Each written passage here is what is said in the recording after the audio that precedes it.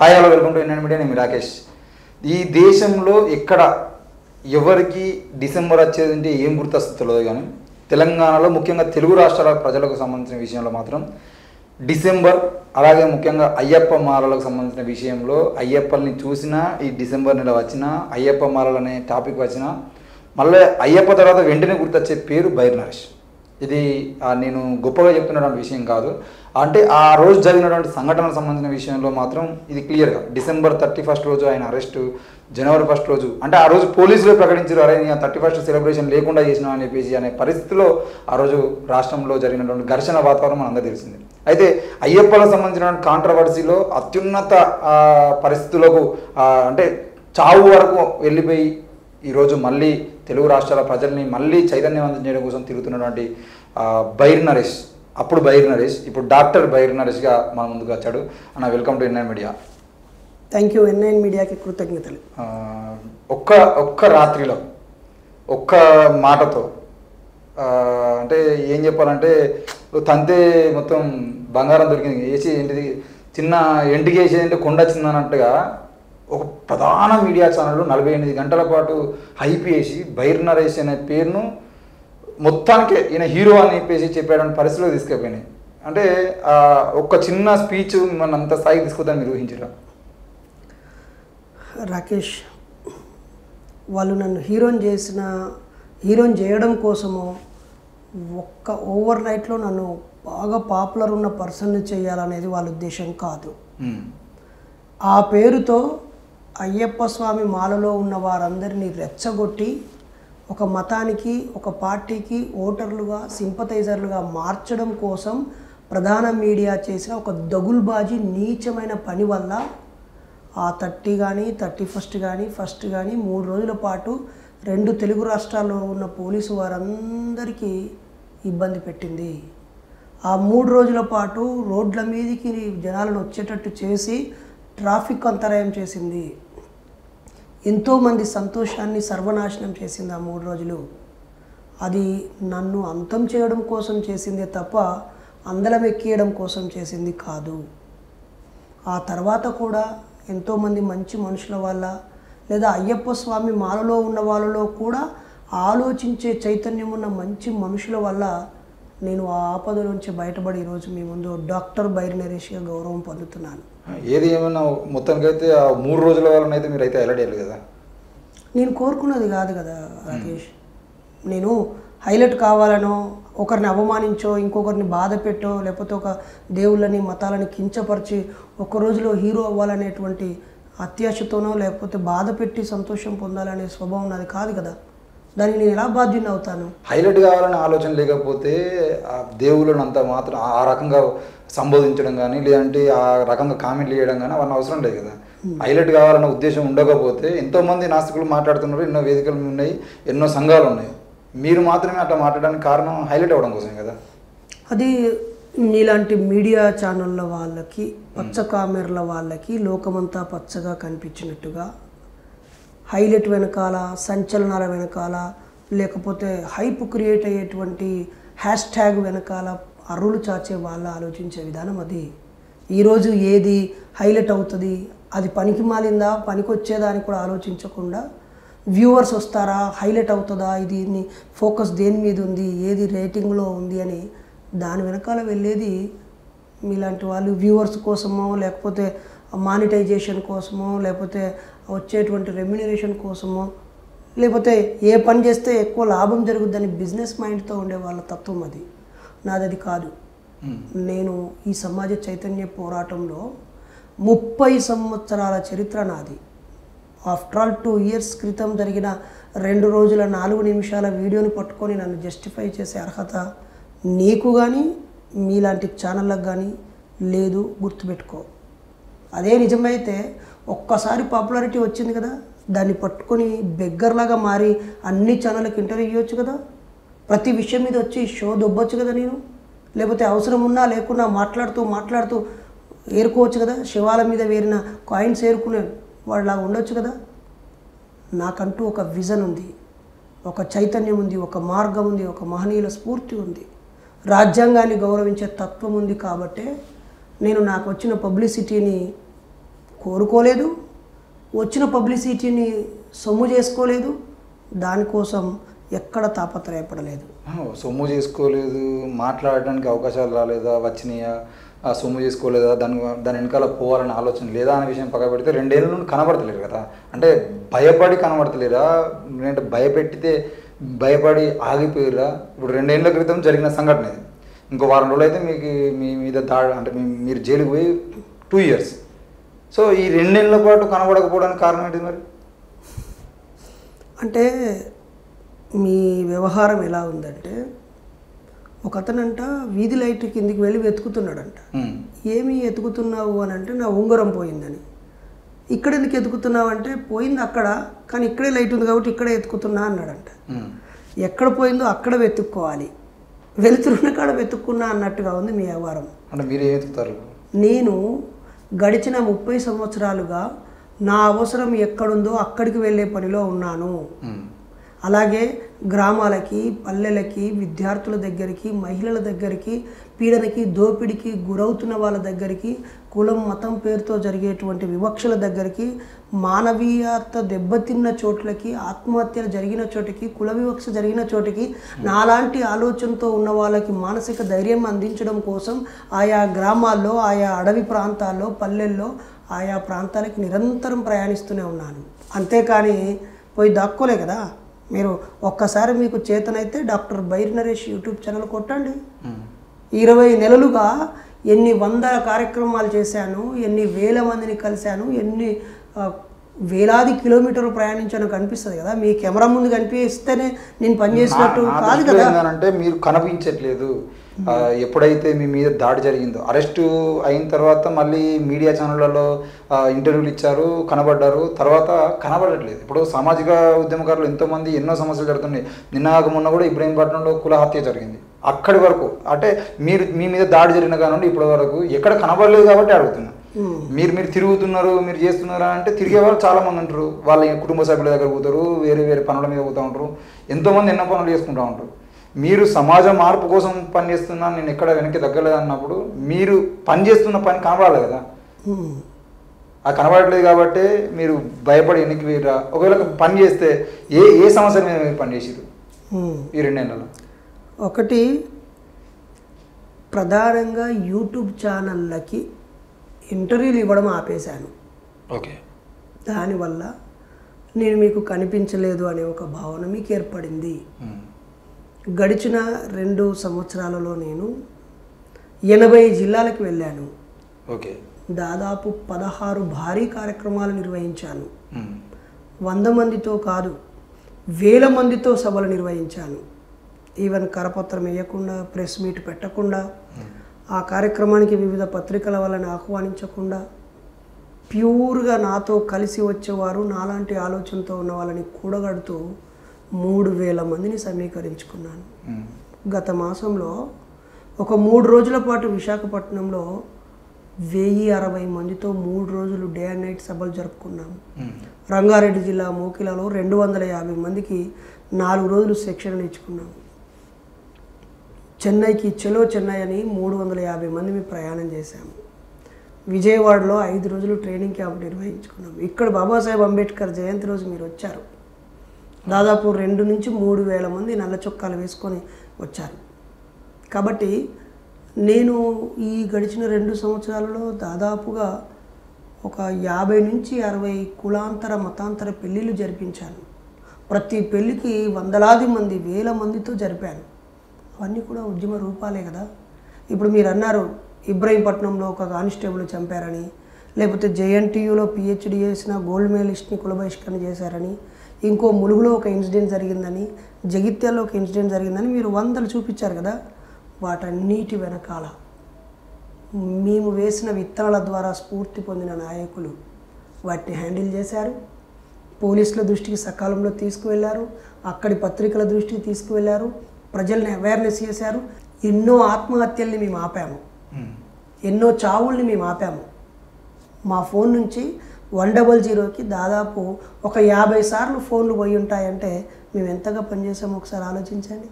సదాశివపేటలో చెట్టు గట్టేసి చంపేస్తున్నారు అన్నప్పుడు అక్కడ ఆఫీసర్లకు చెప్పాము, ఎక్కడో ఏటూరు నాగారం ఏజెన్సీలో ఒక మనిషిని కొట్టారంటే అక్కడికి వెళ్ళాము.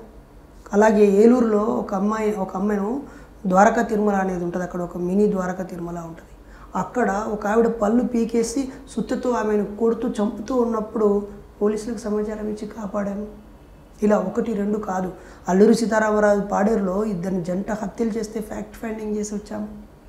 అయితే మేము చేసింది ఎక్కువగా పబ్లిసిటీ చేయకపోవటం వల్ల మేము పనిలో లేమనుకుంటున్నాము. మా కార్యకర్తలు, మా సభ్యులు, నాకున్న ప్రత్యేక యూట్యూబ్ ఛానల్కి 2,11,000 మంది వాటిని అనుసరిస్తున్నారు. వాళ్ళలో ఏ ఒక్కరిని అడిగినా ఈ జిల్లాలో ఇక్కడ కార్యక్రమం జరిగింది, ఆ జిల్లాలో అక్కడ ఇన్సిడెంట్ జరిగింది అని ఒక 7 రాష్ట్రాల యాక్టివిటీస్ మీకు కనిపిస్తాయి.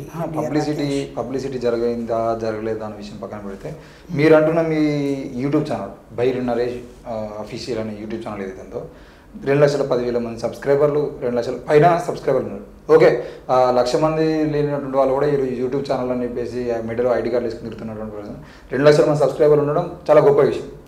అందులో కూడా ఒకప్పుడు దసరా రహస్యం, దీపావళి రహస్యం, హోలీ రహస్యం, లేదంటే మహనీయులు రాసినటువంటి పుస్తకాలకు సంబంధించిన విషయంలో పూలే రాసిన గులాంగిరి పుస్తకం కానీ, అంబేద్కర్ దినచర్య కానీ, ఇట్లా పుస్తకాలను చదివి వాటిని ఎపిసోడ్లో మాదిరిగా ఇచ్చినటువంటి బైరి నరేష్ ఇప్పుడు ఎందుకు తెలియదు మరి? అంటే భయపడా, లేకపోతే ఆ వీడియోలు పెడితే నా మీద మళ్ళీ దాడి జరుగుతాయనే ఒక అపోహలో ఉండరా?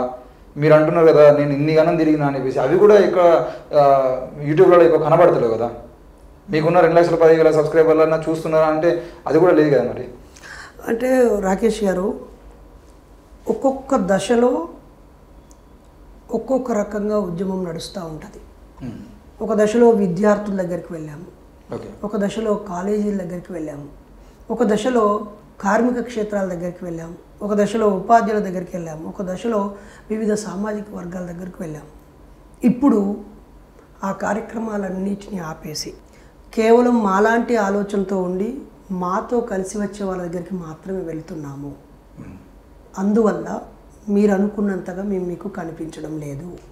అలాగే మోరోవర్ అంతకుముందు ఎక్కువ సమయం ఉండేది కాబట్టి వీడియోలు చేస్తూ యూట్యూబ్లో పెట్టేవాళ్ళం. కరోనా ప్రధాన సందర్భంలోనే మీరు చెప్పిన పుస్తకాలు కానీ, మహనీయుల చరిత్రలు కానీ, రాజ్యాంగం గురించి కానీ, మండల్ కమిషన్ బీసీ వ్యవస్థ గురించి కానీ, నారాయణ గురు గౌడ్ గురించి కానీ, పండిత అయోధ్యదాస్ గురించి కానీ, బసవన్న గురించి కానీ, పెరియారు గురించి ఎపిసోడ్లు, పూలే గురించి ఎపిసోడ్లు, సావిత్రిబాయివి, బాబాసాహెబ్వి కోకొల్లలుగా చేశాం. అప్పుడు కరోనా కాబట్టి ఇంట్లోనే ఉండాల్సి వచ్చింది కాబట్టి ఆన్లైన్ ద్వారా తమ్ముడు అచ్యుతరాజు సహకారంతో చేస్తూ వచ్చాం. ఆ తర్వాత బాబాసాహెబ్ అంబేద్కర్ విగ్రహావిష్కరణలు, పూలే విగ్రహావిష్కరణల కారణంగా ఆ ప్రయాణాలతో మీలాంటి ఎంతోమంది వీడియోస్ చేస్తూ మాకు ఇచ్చేవారు కాబట్టి అప్లోడ్ జరిగింది. అయితే ఈ దాడి జరిగిన తర్వాత ఏమైందంటే మాలాంటి ఆలోచనతో ఉన్న వాళ్ళు 30,000 మంది మాకు కనెక్ట్ అయ్యారు. 1,00,000కు పైగా సబ్స్క్రైబర్లు అయిపోయారు. మామూలుగా మమ్మల్ని ద్వేషిస్తారేమో, వ్యతిరేకిస్తారేమో, సంఘం నుంచే బహిష్కరిస్తారేమో, సమాజంలోకి వెళ్ళే అవకాశం ఉండదేమో అని భయపడ్డాం. కానీ మాలాంటి వాళ్ళు అనేక మంది ఉన్నారనేది మాకు వచ్చింది. కాబట్టి ఇప్పుడు కూర్చుని చదువుతూ, వీడియోలు చేస్తూ, ఎడిట్ చేస్తూ పెట్టేటువంటి సమయం దొరకట్లేదు. నిన్నటికి నిన్న నేను డిసెంబర్ 6న బెంగళూరులో సమావేశం ఉన్నాను. మొన్న 5వ తేదీన నేను మదురైలో ఒక సమావేశంలో ఉన్నాను. దానికంటే ముందు 4వ తేదీన నేను పాండిచ్చేరిలో ఉన్నాను. 3వ తేదీన పెరియార్ గారి కొడుకుతో చెన్నైలో ఉన్నాను మిత్రమా. 2వ తారీఖు 1వ తారీఖు మాత్రం నేను విజయవాడలో. చూడండి ఒక్కసారి, ఆ తెలంగాణ, ఆంధ్రప్రదేశ్, తమిళనాడు, పాండిచ్చేరి, కర్ణాటక పూర్తి చేసి ఈరోజు నేను మీ స్టూడియోకి వచ్చాను. 6 రోజుల్లో దాదాపుగా ఒక 10 కార్యక్రమాలు పూర్తయ్యాయి. ఈ 6 రోజుల్లో మాకు సమయం లేదు కాబట్టి దాదాపుగా ఒక 4 TB వీడియోస్ పోస్ట్ చేయడానికి, ఎడిట్ చేయడానికి సమయం లేక ఆగిపోయింది. అలాగే ఇప్పుడు ప్రయాణాలు పెరిగిపోయాయి, ఆదరణ పెరిగిపోయింది. మేము కలవాల్సినవి, చేయాల్సినవి, సంఘ నిర్మాణం చేయాల్సినవి చాలా చాలా చాలా ఉన్నాయి. అందువల్ల మేము గడిచిన సంవత్సరము ఇచ్చిన ట్రైనింగ్ క్యాంప్కు సంబంధించి 4 రోజుల వీడియోలే ఇంకా మేము పోస్ట్ చేయలేకపోయాము. అలాగే మహాసభల్లో 3 రోజుల పాటు 20 గంటలు జరిగాయి. 60 గంటల ప్రసంగాలని మేము వీడియోలు రికార్డ్ చేశాము. అన్నీ రికార్డ్ చేశాం. ఒక్కొక్కటి పని లేనప్పుడు ఈ మీడియా ద్వారా వెళ్తాం. ఇప్పుడైతే ఫీల్డ్ వర్కే ప్రధానంగా, ఇన్సిడెంట్ జరిగిన చోటుకి వెళ్ళాలి, మాలాంటి ఆలోచనతో ఉన్న వాళ్ళ దగ్గరికి వెళ్ళాలి. మీలాంటి ఆలోచనలు, సంఘ నిర్మాణము, ఫీల్డ్ వర్క్ అని అంటే కేవలం హిందువుల్ని విమర్శించే వాళ్ళు, హిందువుల మీద విషయం జిమ్మే వాళ్ళని కలుసుకుంటూ పోవడమేనా? బహిర్నరేషన్ అంటే చాలామంది ఏం చేస్తారు అంటే నాస్తికత్వం అనగానే హిందూ దేవుళ్ళని తిట్టడమే, ఇక వీరకు ముస్లిం దేవుళ్ళని కానీ, అంటే ముస్లింలో ఉన్నటువంటి మూఢనమ్మకాలను కానీ, లేదంటే క్రైస్తవంలో ఉన్న మూఢనమ్మకాలు, అంతెందుకు బౌద్ధంలో మూఢనమ్మకాలు లేవా? ఆ మూఢనమ్మకాలకు సంబంధించిన విషయంలో ఎప్పుడూ మాట్లాడకుండా కేవలం హిందుత్వం మీద విషయం జిమ్మడమే, విషయం జిమ్మే వాళ్ళందరినీ కలవడమా? ఏ నిర్మాణం చేస్తున్నారు సంఘ నిర్మాణం అంటే? ఇప్పుడు మహిళలపై దాడి జరుగుతుంది, మహిళలు వివక్షకు గురవుతున్నారు అని అంటే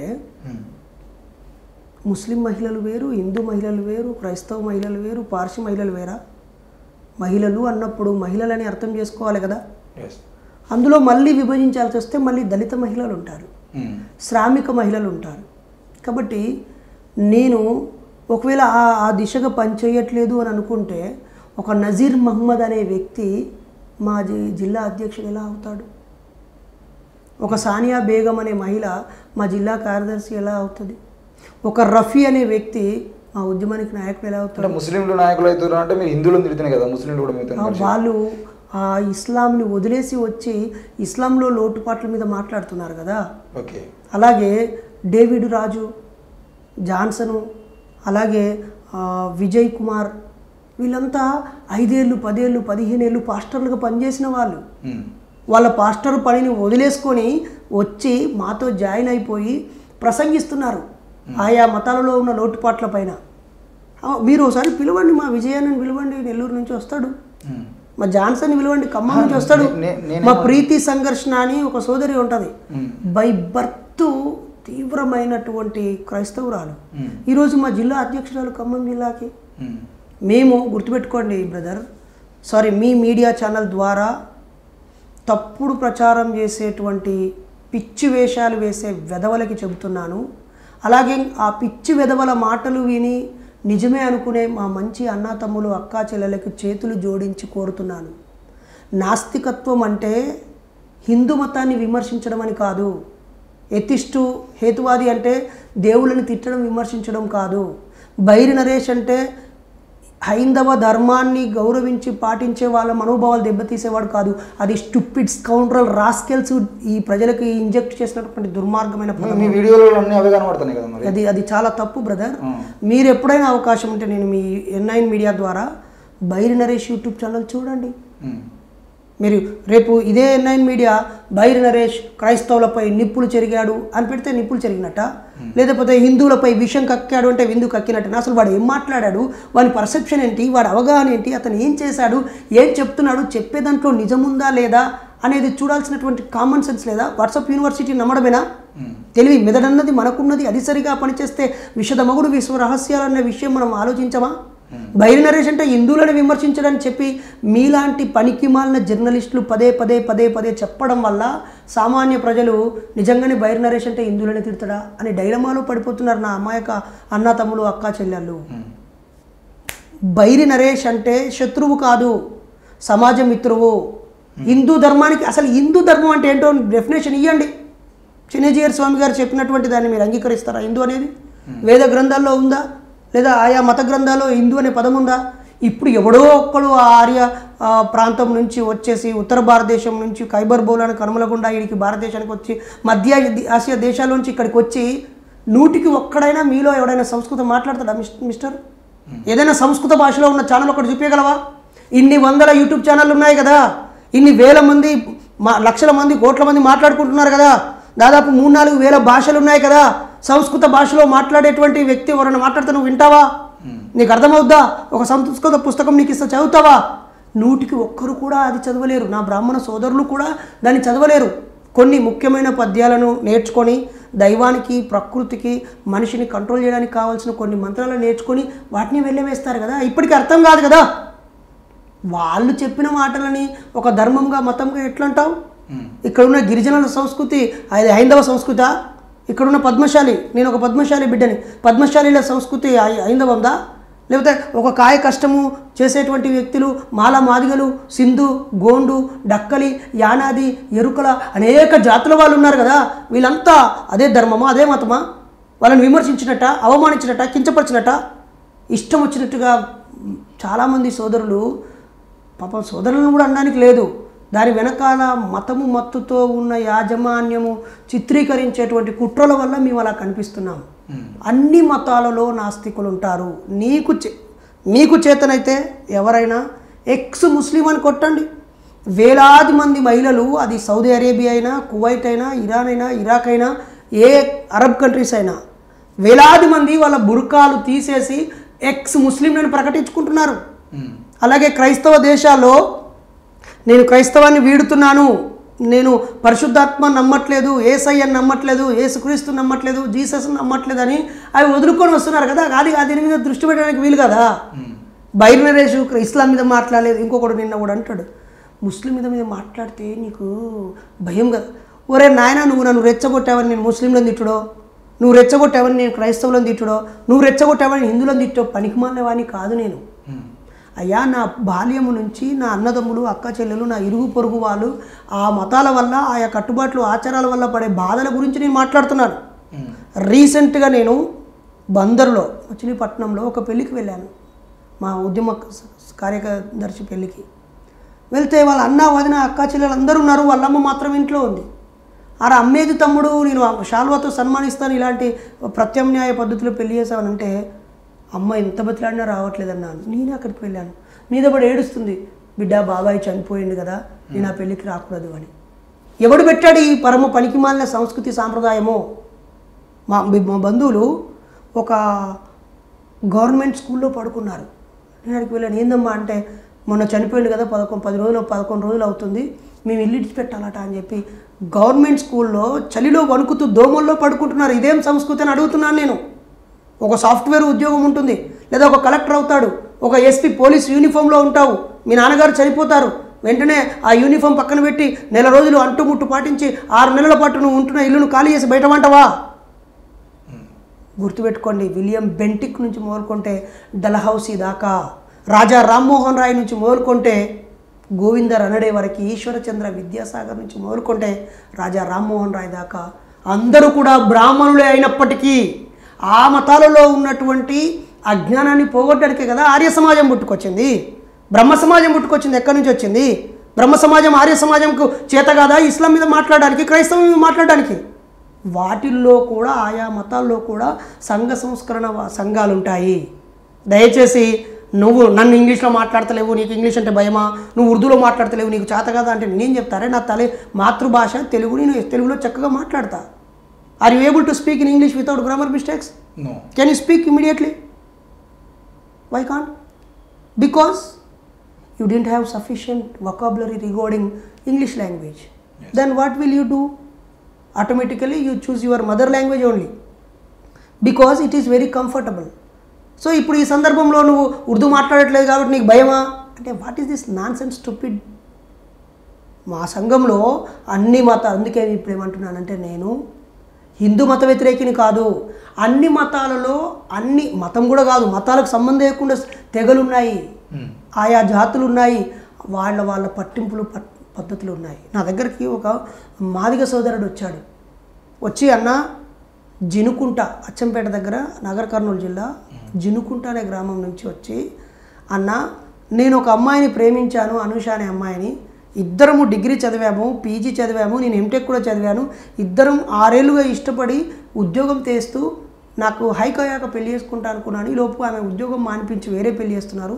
నువ్వు మాదిగోడివి, మా చెప్పులు కుట్టుకొని బతికే వ్యక్తివి, నీకు మా మాలోళ్ళ ఆడపిల్ల కావాలన్నారా అని తిట్టింది ఆ తల్లి. ఆ ఆడియో వింటే కళ్ళకు నీళ్ళు వచ్చినాయి నాకు. అంటే ఇద్దరు పీడనకు, దోపిడికి గురైన వాళ్ళే అయినప్పటికీ కులాంతరాలు అలా ఉన్నాయి. నిన్న ఒక పోలీస్ కానిస్టేబుల్ను నరికి చంపినటువంటి సంఘటన మీకు తెలుసు.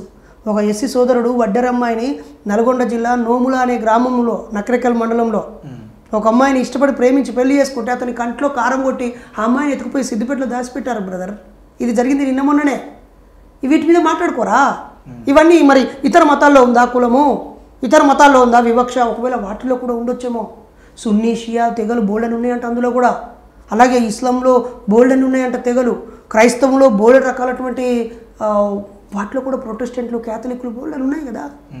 కాబట్టి దయచేసి బైరి నరేషో లేకపోతే నాస్తికులో మీకు తెలిసిన వాళ్ళు ఎవరో ఆయా మతాల్లో ఉన్న లోపాల గురించి వివరించినంత మాత్రాన మీకు చీప్ మెంటాలిటీతో ఇతర మతాల గురించి అనట్లేదు. అరే నీ అమ్మ నీకు మీ అమ్మకు దెబ్బ తాకిందిరా బాగు అయ్యిరా అంటే పక్కోడమ్మకు కాలు ఇరిగింది పట్టించుకోవా, ఈ అమ్మకు రెయ్యి ఇరిగింది పట్టించుకో. మన అమ్మను మనం కాపాడుకుందాం, మన దేశాన్ని మనం కాపాడుకుందాం, మన ఇల్లును మనం చక్కదిద్దుకుందాం. ఈ దేశంలో కుల వ్యవస్థ ఉంది, ఈ దేశంలో మత వ్యవస్థ అనేక రకాల ఆచార వ్యవహారాలు కట్టు బొట్టు ఎన్నో చెప్తున్నారు కదా. చాగంటి గారు లాంటి వాళ్ళే చాలా స్పష్టంగా వివరిస్తున్నారు కదా. ఇది మనం మార్చుకోకపోతే అవమానానికి గురవుతామని, అంతరించిపోతామని చెప్తున్నారు కదా. దీని గురించి పట్టించుకోరేమి. ఈ కట్టుబాట్లు ఈ మూఢనమ్మకాలు మిగతా మతాల్లో ఉన్నాయి కదా, ఉన్నాయి. అందరూ కుప్ప వచ్చి హిందూ మతం మీద ఎవడన్నాడు నీకు? హలో మిస్టర్ రాకేష్ తమ్ముడు, ప్రపంచ జనాభాలో క్రైస్తవులు ఎక్కువ ఉన్నారా హిందువులు ఎక్కువ ఉన్నారా? క్రైస్తవులు ఎక్కువ ఉన్నారు. ప్రపంచ జనాభాలో ముస్లింలు ఎక్కువ ఉన్నారా హిందువులు ఎక్కువ ఉన్నారా? ముస్లింలు ఎక్కువ ఉన్నారు. మరి ఒక్కసారి నీకు మెదడుంటే ఆలోచించు. ప్రపంచ దేశాల్లో అత్యధికంగా క్రైస్తవులు ఉన్నారు. ఆ క్రైస్తవం వల్లనే అత్యధికంగా నష్టపోయారు. శాస్త్రవేత్తలు చంపబడ్డారు, కాల్చివేయబడ్డారు, సముద్రంలో ముంచబడ్డారు, సలసల కాగే నూనెల్లో పెట్టబడ్డారు, చక్రాలకేసి తిప్పబడ్డారు, ఉరితీయబడ్డారు. దాని మీద జరిగిన పోరాటాలే కదా. మరి దాని గురించి ఆలోచించవా? అంటే అక్కడ పోయి ఆ సైంటిస్ట్ని అడుగుతావా? నువ్వు హిందూ మతం మీద ప్రశ్నిస్తలేవేమని అడుగుతావా? ఒకసారి కామన్ సెన్స్ అప్లై చేయి. రాకేష్ గారు, ప్రపంచంలో అత్యధిక జనాభా క్రైస్తవంలో ఉన్నారు. క్రైస్తవంలో మార్పుల కోసం మాట్లాడే వాళ్ళు అత్యధిక మంది రచయితలు క్రైస్తవంలోనే ఉన్నారు, గుర్తుపెట్టుకోండి. ఆ తర్వాత రెండవ స్థాయిలో అత్యధిక జనాభా ఇస్లాంలో ఉన్నారు. బోలెడంతమంది ఇస్లాం సంఘ సంస్కర్తలు ఇస్లాంను సంస్కరించడానికి పనిచేస్తున్నారు. ఆ తర్వాత బౌద్ధం ఉంది, గుర్తుపెట్టుకోండి. ప్రపంచ జనాభాలో అత్యధికంగా 3వ స్థానంలో బౌద్ధం ఉంది. బౌద్ధంలో కూడా మార్పుల కోసం అక్కడి సంఘ సంస్కర్తలు పనిచేస్తున్నారు. కాబట్టి మీలాంటి వాళ్ళకు సులువుగా అర్థం కావాలంటే మేమేమని చెప్పుకోవాలంటే భారతీయ సంఘ సంస్కర్తల సంఘం అని చెప్పుకుంటే నీకు అర్థమవుతుంది ఇక. ఓకేనా? అప్పుడు మరి భారతీయ సంఘ సంస్కర్తలు అనుకున్నప్పుడు లేదా హిందూ మతములోని మూఢాచారాల నిర్మూలన సంఘం అని చెప్తే ఓకేనా నీకు? ఇంకప్పుడు నువ్వు కింద మీద మూసుకోవాల్సి వస్తుంది. నువ్వు పాకిస్తాన్లో ఉన్న మతం గురించి మాట్లాడు, లేకపోతే అటు చైనాలో ఉన్న మతం గురించి మాట్లాడు, లేకపోతే ఆడ అమెరికాలో ఉన్న క్రైస్తవం మాట్లాడడానికి నీకు ఉండదు. బంగ్లాదేశ్లో హిందువులు చంపితే మాట్లాడరు. చూడు, అంటే బ్రదర్ గుర్తుపెట్టుకోండి, ఒక మనిషిని చంపే హక్కు ఎవరికీ లేదు. ఆ దేశంలో ఉన్న చట్టాలు అక్కడి లోపాలపైన చర్యలు తీసుకునే ఒక న్యాయ వ్యవస్థ కలిగి ఉంటాయి. కాబట్టి ఏ దేశంలో ఉన్న పౌరుడైనా అక్కడి న్యాయ వ్యవస్థకు కట్టుబడి ఉండాలి. ఒక్కోసారి ఆ న్యాయ వ్యవస్థ కంటే కూడా పౌర న్యాయ వ్యవస్థ వేరే ఉంటుంది ఆచరణలో.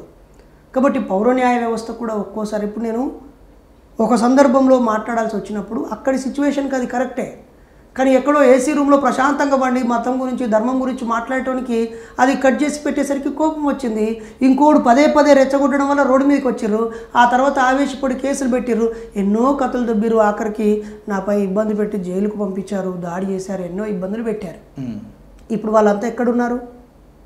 నాపై దాడి చేసినటువంటి ఈ 2 సంవత్సరాలలో మతంపై దాడి జరిగినప్పుడు, మతం పేరు మీద దాడి జరిగినప్పుడు, మహిళల మీద దాడి జరిగినప్పుడు, కులం పేరుతో దాడి జరిగినప్పుడు, లేకపోతే మానవత్వం మంట కలుస్తున్నప్పుడు, ఆపదలు ఏర్పడుతున్నప్పుడు ఏడవన్నారు వీళ్ళంతా?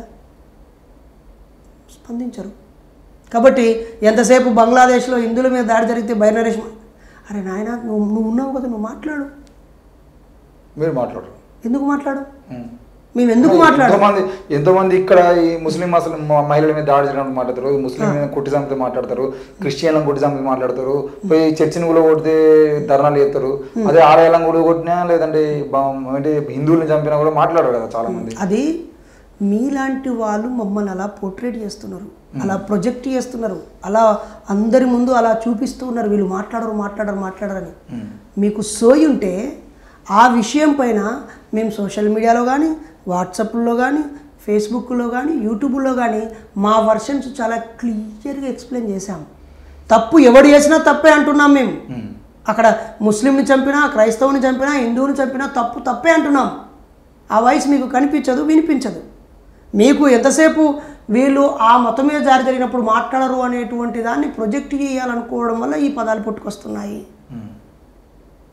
అలాగే ఇంకో మాట, ఒకవేళ ఒక ఊరిలో 100 మంది 1000 మంది ప్రజలు ఉన్నప్పుడు 990 మంది హిందువులు ఉన్నప్పుడు అక్కడ 10 మంది మాత్రమే ముస్లింలు ఉన్నప్పుడు ఆ 10 మంది మీద దాడి జరిగినప్పుడు ఎవరు మాట్లాడాలి? ఈ 990 మంది హిందువుల్లో నుంచి ఒక్కరు కూడా వాళ్ళ పాపను వాళ్ళ పక్కన నించొని ఇలా కాదని వాళ్ళని కాపాడాల్సినటువంటి బాధ్యత లేదా? ఏ దేశంలోనైనా, అది భారతదేశమైనా, చైనా అయినా, పాకిస్తాన్ అయినా, బంగ్లాదేశ్ అయినా, లేకపోతే శ్రీలంక అయినా, ఏ దేశంలోనైనా మెజారిటీ ప్రజలు అల్పసంఖ్యాకుల ప్రజల యొక్క హక్కుల వైపు నిలబడి కాపాడడంలోనే ఆ దేశము, ఆ ప్రజల యొక్క ఔన్నత్యం దాగి ఉంటుంది. అలా కాకుండా 10 మందిని చంపేద్దాం, ఇది పూర్తి దేశం అనుకుందామా? అది అరాచకమా? అలా అనుకుంటే వేరే దేశాల్లో కూడా లెక్కలేసుకుంటే ఈ దేశ ప్రజలు ఆయా దేశాల్లో అల్పసంఖ్యాకులు ఉన్నారు కదా, అక్కడ వాళ్ళని కూడా చంపేయడమే పరిష్కారమా? తరిమి కొట్టడమే పరిష్కారమా? కొట్టి చంపడం పరిష్కారమా? మిత్రమా, గుర్తుపెట్టుకో, ఏదైనా ఒక సంఘటన జరిగినప్పుడు అప్పుడు ఏం చెయ్యాలని ఆలోచించాలి, కానీ దీని మీద వాళ్ళు ఏం చేశారు, దీని మీద వీళ్ళు ఏం చేశారు, అది కాదు ఆలోచించాల్సి. మన చదువుకున్న వ్యవస్థ ప్రకారంగా మన విలువలు నేర్పియాలి కదా. ఏమైంది? ఇన్ని మత గ్రంథాలు ఉన్నాయి, ఇంతమంది దైవాంశ సంభూతులు ఉన్నారు, దేవుడిగా ఉండే గురూజీలు ఉన్నారు, పాస్టర్లు ఉన్నారు, ఫకీర్లు ఉన్నారు, మౌల్సాబులు ఉన్నారు, ఇస్లాం ప్రవక్తలు ప్రచారకులు ఉన్నారు, హిందూ ధర్మ ప్రచారకులు ఉన్నారే. వీళ్ళంతా కలిసి ఇప్పుడున్న ఈ సమాజము మానవాళి ఎదుర్కొనే ఏ ఒక్క సమస్య మీదనైనా ఐక్యంగా పనిచేసి అంతమొందించిన చరిత్ర ఉందా? మరి ఎందుకు ఈ పనికిమాలిన మతాలు, ఎందుకు ఈ పనికిమాలిన ప్రచారాలు? ఎందుకు వాళ్ళు గొప్పవాళ్ళు? వాళ్ళు ఎలా మనుషులు అవుతారు? మానవత్వం మరిచి మతాన్ని ఒంటిన గజ్జిలాగా పూసుకొని పరమతం మీద విషం చిమ్మేవాడు మనిషి అవుతాడా? వాడు మారణ మృగమవుతాడు, ఒక పశువు అవుతాడు. కాబట్టి మేము క్రూర మృగాలం కాదు. మేము సహాయం చేయాల్సి వచ్చినప్పుడు వాడు క్రైస్తవుడా, ముస్లిమా, హిందువా అని చూడము. అలా వాడు చూశాడంటే వాడి తప్పు అవుతుంది, వాడి ప్రవర్తన, వాళ్ళ ఆలోచన విధానం తప్పు అవుతుంది. మేము ఓ పాస్టర్ పొరపాటు చేస్తే జైలుకి పంపించినాం, మీకు అది కనిపించదు. ఓ మసీదుకి పిలిస్తే వెళ్ళాం మైదీపట్నంలో, వెళ్ళి మహమ్మద్ ప్రవక్త దేవుడికి రూపం లేదన్నాడు, తానే చివరివాడన్నాడు, మరి రూపం లేదన్న దానికి మీరు రూపాలు ఎందుకు ఇస్తున్నారని అడిగాం.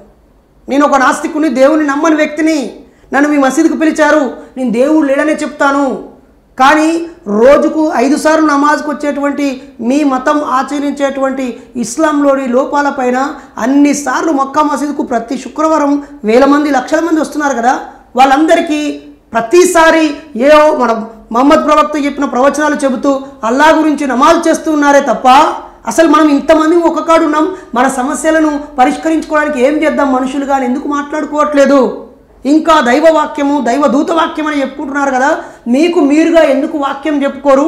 మీ పేదరికాన్ని అంతమొందించడానికి, నిరక్షరాస్యతను అంతమొందించడానికి మీరు ఎందుకు మాట్లాడరు మీ మసీదుల్లో అని మాట్లాడినాం. ఇది మీకు కనిపించదు, వినిపించదు కదా. ఇస్లాంలో బాబాసాహెబ్ చెప్పింది చెప్పాం, క్రైస్తవంలో బాబాసాహెబ్ చెప్పింది చెప్పాం. మీరు ఆదివారం చర్చికి రమ్మంటున్నారు కదా, మరి ఆ చర్చిలు కూలగొడుతున్నప్పుడు, పాస్టర్ను కొట్టి చంపుతున్నప్పుడు మీ యేసయ్య ఎందుకు కాపాడడం లేదని ప్రశ్నించాం. మీలో ప్రశ్నించే తత్వం చచ్చిపోతుంది. కాబట్టి మతంని, ఒక మతం నుంచి ఇంకో మతంకు మారడం గౌరవిస్తున్నారు, కానీ మతాన్ని వదిలిపెట్టి జీవించడం అలవాటు చేసుకుంటలేరని చెప్పాం. కాబట్టి మీరు రెచ్చగొట్టారనో లేకపోతే ఎవరో ఏదో కామెంట్ చేస్తున్నారనో ఏం కాదు బ్రదర్. ఇప్పటికే మా వ్యక్తిగత జీవితాలని ధ్వంసం చేశారు, మా ప్రైవసీని ధ్వంసం చేశారు, మా ఆలోచన విధానాన్ని మీద విషం నూరిపోసి నాస్తికులు అంటే లేదా మానవవాదులు అంటే మనిషే కేంద్రం అనేవాళ్ళు మానవవాదులు, దైవం కాదు మతం కాదు అనేవాళ్ళు మానవవాదులు. వీళ్ళని హిందూ వ్యతిరేకులుగానో హిందూ ధర్మాల గ్రంథాలని విమర్శించే వాళ్ళనో తప్పుగా ప్రచారం చేశారు బ్రదర్. అప్పుడు అయ్యప్పలతో గొడవ అయింది కదా, అది క్లియర్ అయిందా? అంటే ఇప్పుడు కొద్దిగా బెటర్గానే ఉన్నదా? అసలు అయ్యప్ప స్వాములతో బైరి నరేష్కు వెంట్రుకంత గొడవ కూడా లేదు, ఈవెన్ వెంట్రుకంత గొడవ కూడా లేదు. ఈ వంకతో అయ్యప్ప మాల వేసుకునే వాళ్ళందరినీ బీజేపీ సోదరులు తమ పార్టీ కార్యకర్తలుగా తమ చెప్పు చేతుల్లో పెట్టుకోవడం చేస్తున్నటువంటి కుట్రలో భాగంగా అయ్యప్ప స్వాముని ఉద్రేకానికి గురి చేసి స్వామి శరణం అయ్యప్ప అనే నోటి చేత జై శ్రీరామ్ అనిపించారు. స్వామి శరణం అనిపించేటువంటి వాళ్ళ చేత బైర్ నరేష్ డౌన్ డౌన్ అనిపించారు. కాబట్టి అయ్యప్ప మాల వేసుకున్న వాళ్ళకు అపవిత్రతను అంటగట్టారు మత పెద్దలు. మతం పేరుతో రాజకీయం చేయాలనుకునే కుట్రదారులు. ఆ కుట్రదారులకు నాకు శత్రుత్వమేమో కానీ అయ్యప్ప మాలలు వేసుకునే వాళ్ళకు ఎవరితో నాకు శత్రుత్వం లేదు. ఎందుకంటే నేను నా ఇంట్లో అయ్యప్ప మాల వేసుకునేవాడు. మా ఊళ్ళో మొట్టమొదటి అయ్యప్ప మాల వేసుకున్నది మా బైరి భాస్కర్ అని మేము గర్వంగా చెప్పగలుగుతాం. ఎంతోమంది మాలలు వేసుకున్న వాళ్ళు కలుస్తారు, మాట్లాడతారు. ఏమన్నా బాగున్నారా అంటే స్వామి బాగున్నాం, స్వామి శరణం అంటారు. ఓకే అన్న అంట, అంతే. వాళ్ళు ఇంకా ఇంకా ఒక రకంగా చెప్పాలంటే మీరు అన్నాక మా దాంట్లో ఉన్న కుల వివక్ష కొంచెం తగ్గింది అంటున్నారు చెప్తున్నారు తెలుసా.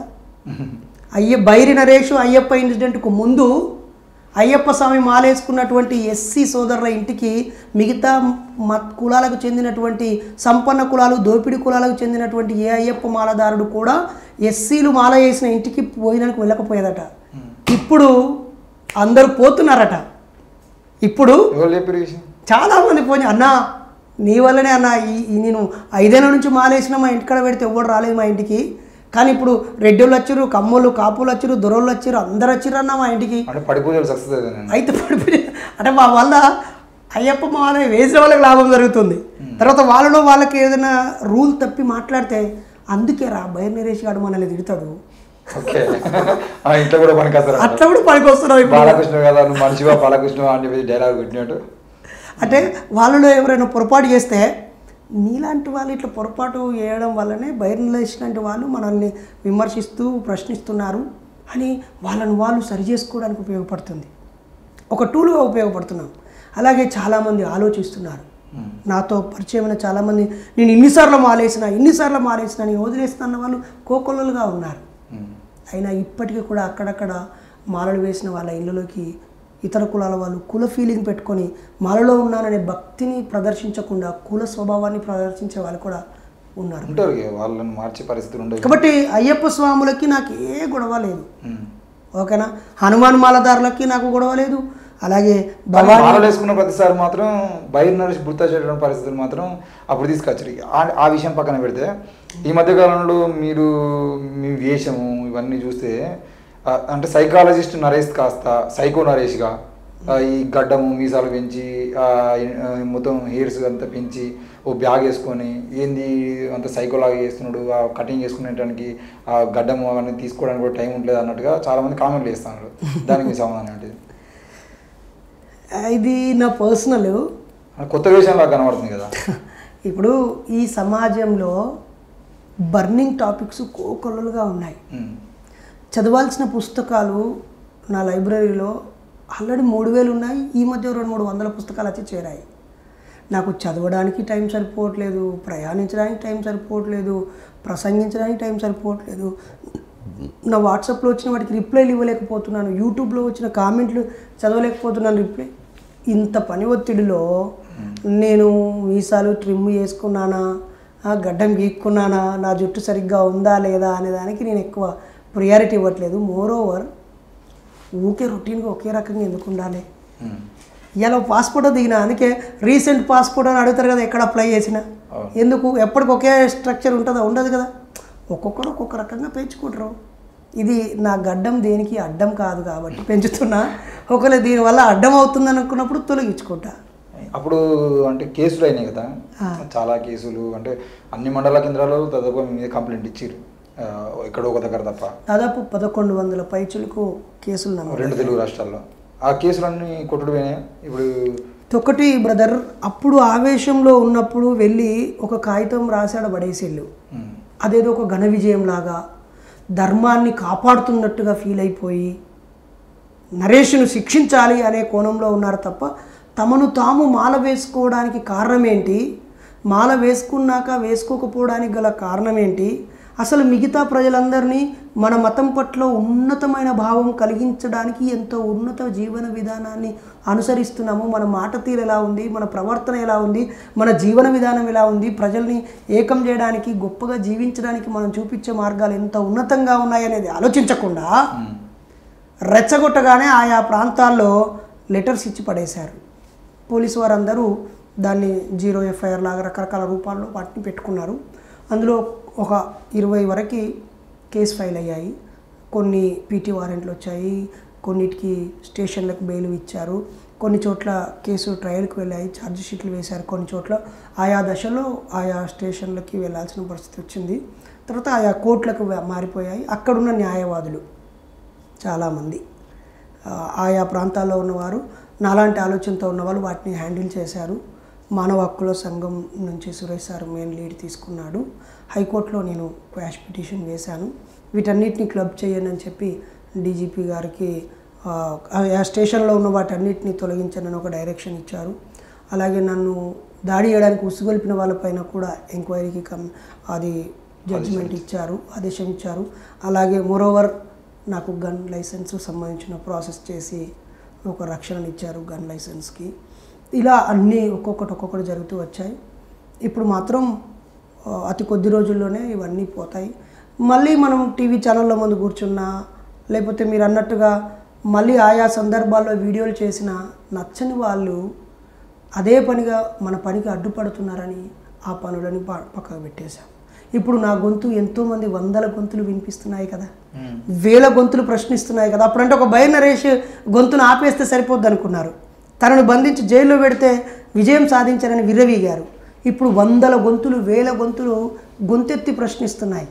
ఆ ప్రశ్నలకు జవాబు చెబితే అన్ని గొంతులు మూసుకుంటాయి కదా. నరేష్ గొంతులు ఆపడమో, ప్రశ్నించే గొంతులు ఆపడము కాదు, సమాధానం మాత్రమే అన్ని గొంతులను ఆపగలుగుద్ది. కాబట్టి సమాధానం గురించి ఆలోచించాలి కానీ ప్రశ్నించే గొంతులను ఆపడం గురించి ఆలోచించడం అది ఓటమినే ఇస్తే తప్ప విజయాన్ని ఇవ్వదు. అందుకే ఈరోజు అయ్యప్ప మాలలో ఉన్నవాళ్ళు సైతం నన్ను ప్రేమిస్తున్నారు, గౌరవిస్తున్నారు. మాల వేసుకున్న సందర్భంగా భోజనానికి పిలుస్తున్నారు, మాల అయిపోయాక పిలుస్తున్నారు. నన్ను మా దగ్గర ఒక అన్న ఉంటాడు గౌడు, నువ్వు వస్తానంటే నేను ఫ్లైట్ టికెట్ బుక్ చేసి మరి శబరిమలకి తీసుకెళ్తాను అని చెప్పాడు. అంటే నేను అన్న ఒకవేళ నువ్వు నా పట్ల ప్రేమతో తీసుకెళ్ళినా వాళ్ళంతా భయం భక్తితో రకరకాల కోరికలతో ఒక ఉద్దేశంతో పోతున్నప్పుడు నేను కనిపించగానే పాపం 40 రోజులు ప్రేమతో ఉన్న వాళ్ళు నన్ను ద్వేషించడం కోసమైనా వాళ్ళ మెదడులో నెగిటివ్ మైండ్ సెట్ పెట్టుకుంటారు. అప్పుడు వాళ్ళ పవిత్రతను నేను దెబ్బతీసినట్టు అవుతుంది. మళ్ళీ నేను తిరాడికి వస్తే లాస్ట్ టైము 5 కోట్ల డబ్బాలు శబరిమలలో సపరేట్ ఒక ప్రసాదం ఉంటుంది డబ్బాలో. ఆ యాలకులు ఇలాచీల్లో పాయిజన్ ఉందని చెప్పి 5 కోట్ల డబ్బాలని ధ్వంసం చేశారు. అలాగే ఆ పంబా నది ఒడ్డున ఎంతోమంది ప్రాణాలు కోల్పోయారు యాక్సిడెంట్స్ అయ్యి. ఒకసారి పవర్ సర్క్యూట్ అయ్యి, ఒకసారి కూలిపోయి, ఒకసారి బస్సులు అయితే కోకొలలు, ఆ శబరిమలలో కనిపించే మకర జ్యోతి దర్శనము, అవన్నీ అబద్ధాలని నిరూపించబడ్డాయి. ఈ విషయాలను నేను ఆడ ప్రస్తావిస్తుంటే నీ మనసు పాడైద్దన్నా. మనం ఇప్పుడు ఒక అన్న తమ్ముల అనుబంధం గౌరవభావంతో ఉన్నాము. ఈ 40 రోజులు నువ్వు గొప్పగా ఉన్నతంగా ఉంటావు, నేను 365 రోజులు గొప్పగా ఉన్నతంగా ఉంటా. నువ్వు ఆ మాల అయిపోయినాక ఏదో ఒక చిన్న పొరపాటు చేయొచ్చు, లేదా ఏదో స్వార్థమో అవసరమో కల్తీ ఏదో చేయొచ్చు, కానీ నేను కాదు కదన్నా అని చెప్పాను. మీరు అన్నది వాస్తవం బాగానే ఉన్నది. అయితే అక్కడ పవిత్రంగా ఉన్నటువంటి ప్రదేశంలో మీరు కనబడితే నెగిటివ్ మైండ్ సెట్ వస్తుంది అది అనిపించాను అనుకుంటున్నానే. ఈ మధ్యకాలంలో ఒక 3-4 నెలల క్రితం తెలంగాణలో బైర్ నరేష్ కనబడుతుంది అనే సంఘటన కూడా ఒకసారి వచ్చింది. ఎందుకనంటే హిందూ ఆలయాల మీద దాడికి సంబంధించిన విషయంలో ఆలయాల దాడి అవన్నిటిని మీడియా ఖండించింది. పెద్ద ఎత్తున దాని మీద పోలీసులు సీరియస్ అయ్యారు. ప్రభుత్వం కూడా ఆ వ్యక్తి ఎవరు ఏంది అనేది తీసి వెంటనే అరెస్ట్ అన్నీ జరుగుతూ ఉన్న క్రమంలో ఒక అఘోరి అనే ఒక మనిషి వచ్చి పూజలు చేయడము వితిన్ డేస్లోనే చాలా ఫేమస్ అయిపోయి అసలు ఎక్కడికి పోయినా ఆమె న్యూస్ చూపించడము, ఆమె కోసం ల్యాండ్ ఆర్డర్ ప్రాబ్లమ్స్ రావడము, పోలీసులు ఇబ్బంది పడడం చాలా జరిగినాయి. ఆ సమయంలో చాలామంది అడిగారు, అరే బైర్ నరేష్ కనబడుతున్నాడు, ఈమె గురించి ఏం మాట్లాడుతాడు అని చెప్పేసి. ఎందుకు మాట్లాడలేకపోయారు అంటే అఘోరికి సంబంధించిన విషయంలో ఏ రకంగా అంటే ప్రతిసారి భయపడుతున్నావా అంటే బాగుంటుంది, కానీ అఘోరికి సంబంధించిన విషయంలో కనీసం కామెంట్ కూడా చేయలేదు కదా అని మీరు అనుకుంటున్నారు. అంటే ఒక చిన్న వీడియో ఏదో మీ బాబుతో చేసింది అది కనబడింది, కానీ ఆ సందర్భంలో కొద్దిగా సైలెంట్గా అనిపించింది. ఇప్పుడు మా కొడుక్కి గాయమైంది బ్రదర్, యాక్సిడెంట్ అయ్యి. వెంటనే మా ఆవిడ ఏం చేయాలి, ఫస్ట్ ఎయిడ్ చేయాలి. తను కామన్ సెన్స్తో చదువుకుంది కాబట్టి ఫస్ట్ ప్రథమ చికిత్స చేయాలి, రక్తస్రావం కాకుండా ఆపాలి. ఆ వెంటనే ఆవిడ అంబులెన్స్కైనా ఫోన్ చేయాలి, ఆటోకైనా ఫోన్ చేయాలి, స్కూటీ మీద అయినా హాస్పిటల్కి తీసుకెళ్ళాలి. అంతేగాని ఈ కొడుకు తండ్రి అయినటువంటి బైర్ నరేష్ ఏడున్నాడు నువ్వు రా అని కాదు. నా కొడుకు గాయమైనప్పుడు కావలసిన చికిత్స గురించి ఆలోచించాలి కానీ కన్న తండ్రి గురించి ఆలోచించొద్దు. అలాగే అఘోరి గురించి మాట్లాడండి మీరు. అఘోరీల ధర్మం ఏమిటి, అఘోరీగా ఎలా తయారవుతారు, వాళ్ళ వల్ల ఈ సమాజానికి కలిగే లాభం ఏంటి, లేకపోతే ఈ సమాజం ఎదుర్కొనే సమస్యలకు వాళ్ళు ఇచ్చే పరిష్కారం ఏంటి. మరి ఇక్కడున్న విద్యార్థులు, యువకులు, నిరుద్యోగులు అఘోరీలుగా మారాలా, లేకపోతే ఇక్కడున్న మహిళలు వాళ్ళని చూసి ఏం నేర్చుకోవాలి, పిల్లలు వాళ్ళని చూసి ఏం నేర్చుకోవాలి, మత రక్షకులు వాళ్ళని చూసి ఏం నేర్చుకోవాలి అడగండి. ఆయా మతాలలో ఉన్న చాలామంది పూజారులు, పెద్దలు, నాగసాధువులు ఏమన్నారు, అర్థం లేని పర్థం లేని వ్యవహారం ఇది, వీళ్ళు ఇలా మామూలు సమయాల్లో బయటికి రాకూడదు, ఇలా వచ్చారంటే వీళ్ళు దొంగ సాధువులు, వీళ్ళు దొంగ అఘోరీలు, వీళ్ళు చేసిన విధానం తప్పు, ఆ ఫోన్ ఏంటి, కార్ ఏంటి అని 100 విషయాలు వాళ్ళు మాట్లాడారు. అప్పుడు వాళ్ళ మనోభావాలు దెబ్బతినో వాళ్ళని ఏమనరు. మాలాంటి వాళ్ళము ఇది తప్పు కదా అని ప్రశ్నించగానే మళ్ళీ నువ్వు మా మీద ఎందుకు పడుతున్నావు అని చెప్పి, అసలు ఆమె వల్ల లాభమా నష్టమా, ఇప్పుడు గాయానికి ఏం మందు పెట్టాలి, చట్టం ఏం చేయాలి, లేదా 420 చీటింగ్ కేసు ఏం పెట్టవచ్చు, లేకపోతే న్యూసెన్స్ కేసు ఏం పెట్టవచ్చు, లేకపోతే ఆ విషయం వల్ల ట్రాఫిక్ ఏమో సమస్య. ఇప్పుడు మనం ఒక ర్యాలీ చేయాలంటే అడిషనల్ ఏసీపీ స్థాయి అధికారికి మనం వివరాలు పెట్టి చలానా కడితే వాళ్ళు ఏ టైంలో ఎక్కడి నుంచి ఎక్కడికి వెళ్ళాలో చెప్పి ఆ టైంలో పోలీసులను ఆడ బందోబస్తు చేసి మన సక్సెస్కు ఉపయోగపడతారు. మైక్కు అనుమతిస్తారు, విచారిస్తారు, ఇబ్బంది అయితే వద్దని చెప్తారు.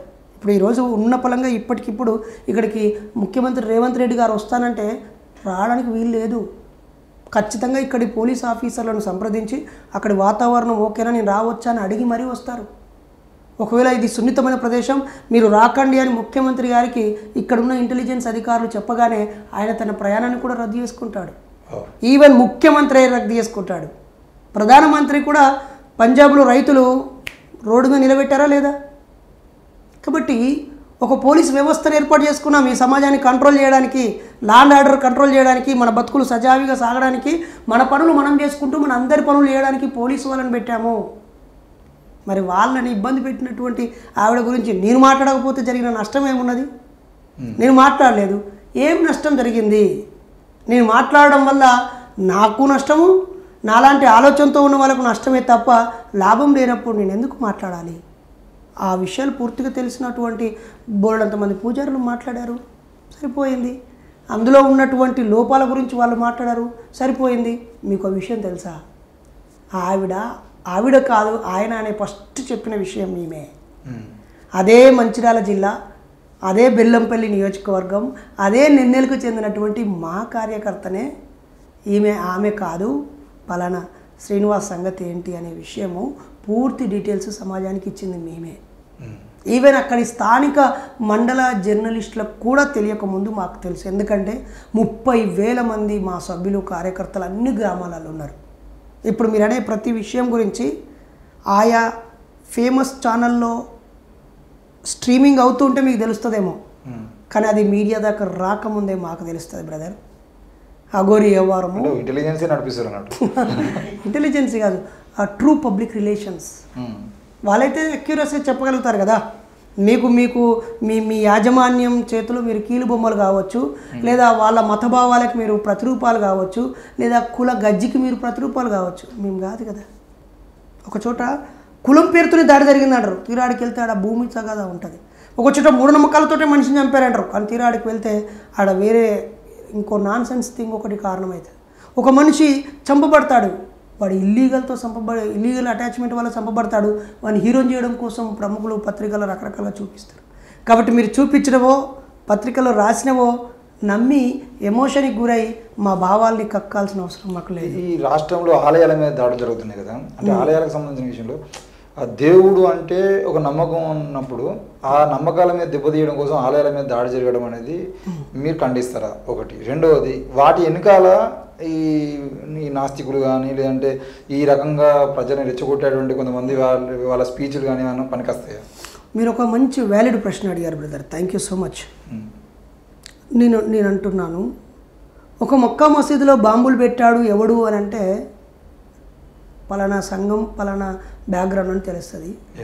గౌరీ లంకేష్ను పొడిచింది చంపింది ఎవడు అని అంటే రిపోర్ట్ వస్తుంది. కలబుర్గిని చంపింది ఎవడు అని అంటే రిపోర్ట్ వస్తుంది. మహాత్మా గాంధీని చంపింది ఎవడు అంటే రిపోర్ట్ వస్తుంది కదా బ్రదర్. ఇంత మహానగరంలో అడుగడుగున సీసీ కెమెరాలు ఉన్నాయి కదా. ఇప్పుడు కూడా మీకు ఆ సీసీ కెమెరాల ద్వారానే కదా తెలిసింది. కాబట్టి వాడు ఎవడు, వాడు ఇంతకుముందు ఏమైనా ఈ సంఘాల్లో ఉన్నాడా, వాడు దేవుడి పట్ల ద్వేషం పెంచుకున్నాడా అనేది చరిత్ర చెప్తుంది కదా. అది పక్కన పెట్టి ఇప్పుడు ఒక చోట బాంబు పేల్చగానే నక్సలైట్లు మేమే పేల్చాము, దీనికి ప్రతిచర్య, పలానా బూటకపు ఎన్కౌంటర్కి ప్రతిరూపంగా మేము ఈ ప్రభుత్వ గెస్ట్ హౌస్ను పేల్చాము, ఈ బస్సును కాల్చాము అని చెప్పి వాళ్ళు ఓన్ చేసుకుంటారు నక్సలైట్లో ఏ దళమో. అలాగే ఐఎస్ఐ తీవ్రవాదులు కూడా ఒక చోట ఏదైనా బాంబు బ్లాస్ట్ చేసినా లేదా ఒక దాడి చేసినా కొన్ని చంపిన తర్వాత దీన్ని మేమే చేశాము అని చెప్పి ఆల్ఖైదానా ఈ ముఠానా ఆ ముఠానా అని వాళ్ళు ఓన్ చేసుకుంటారు కదా. మరి అలాగే ఇక్కడ ఏదైనా గుడి మీద, చర్చి మీద, మసీదు మీద దాడి జరిగినప్పుడు ఏదైనా ఒక నాస్తిక హేతువాద మానవవాద సంఘం వచ్చి మేమే చేశాము అని అన్నప్పుడు కదా నువ్వు ఈ మాట మాట్లాడాలా. ఎంత ధైర్యం నీకు ఈ మాట మాట్లాడడానికి? ఇలాంటి యూజ్లెస్ నాన్ సెన్స్ డిస్కషన్స్ పెట్టద్దు మై డియర్ ఫ్రెండ్. ఇది అన్నం తినే మాటలు కావు ఇవి, పెండ తినేవాళ్ళు మాట్లాడాల్సిన మాటలు ఇవి. ఏదైనా గుడి నాస్తికులు దాడి చేశారా? ఎక్కడైనా నాస్తికులు వెళ్ళి మేము గుడి మీద దాడి చేస్తున్నాం, ఈ గుడి తప్పు అని అన్నారా?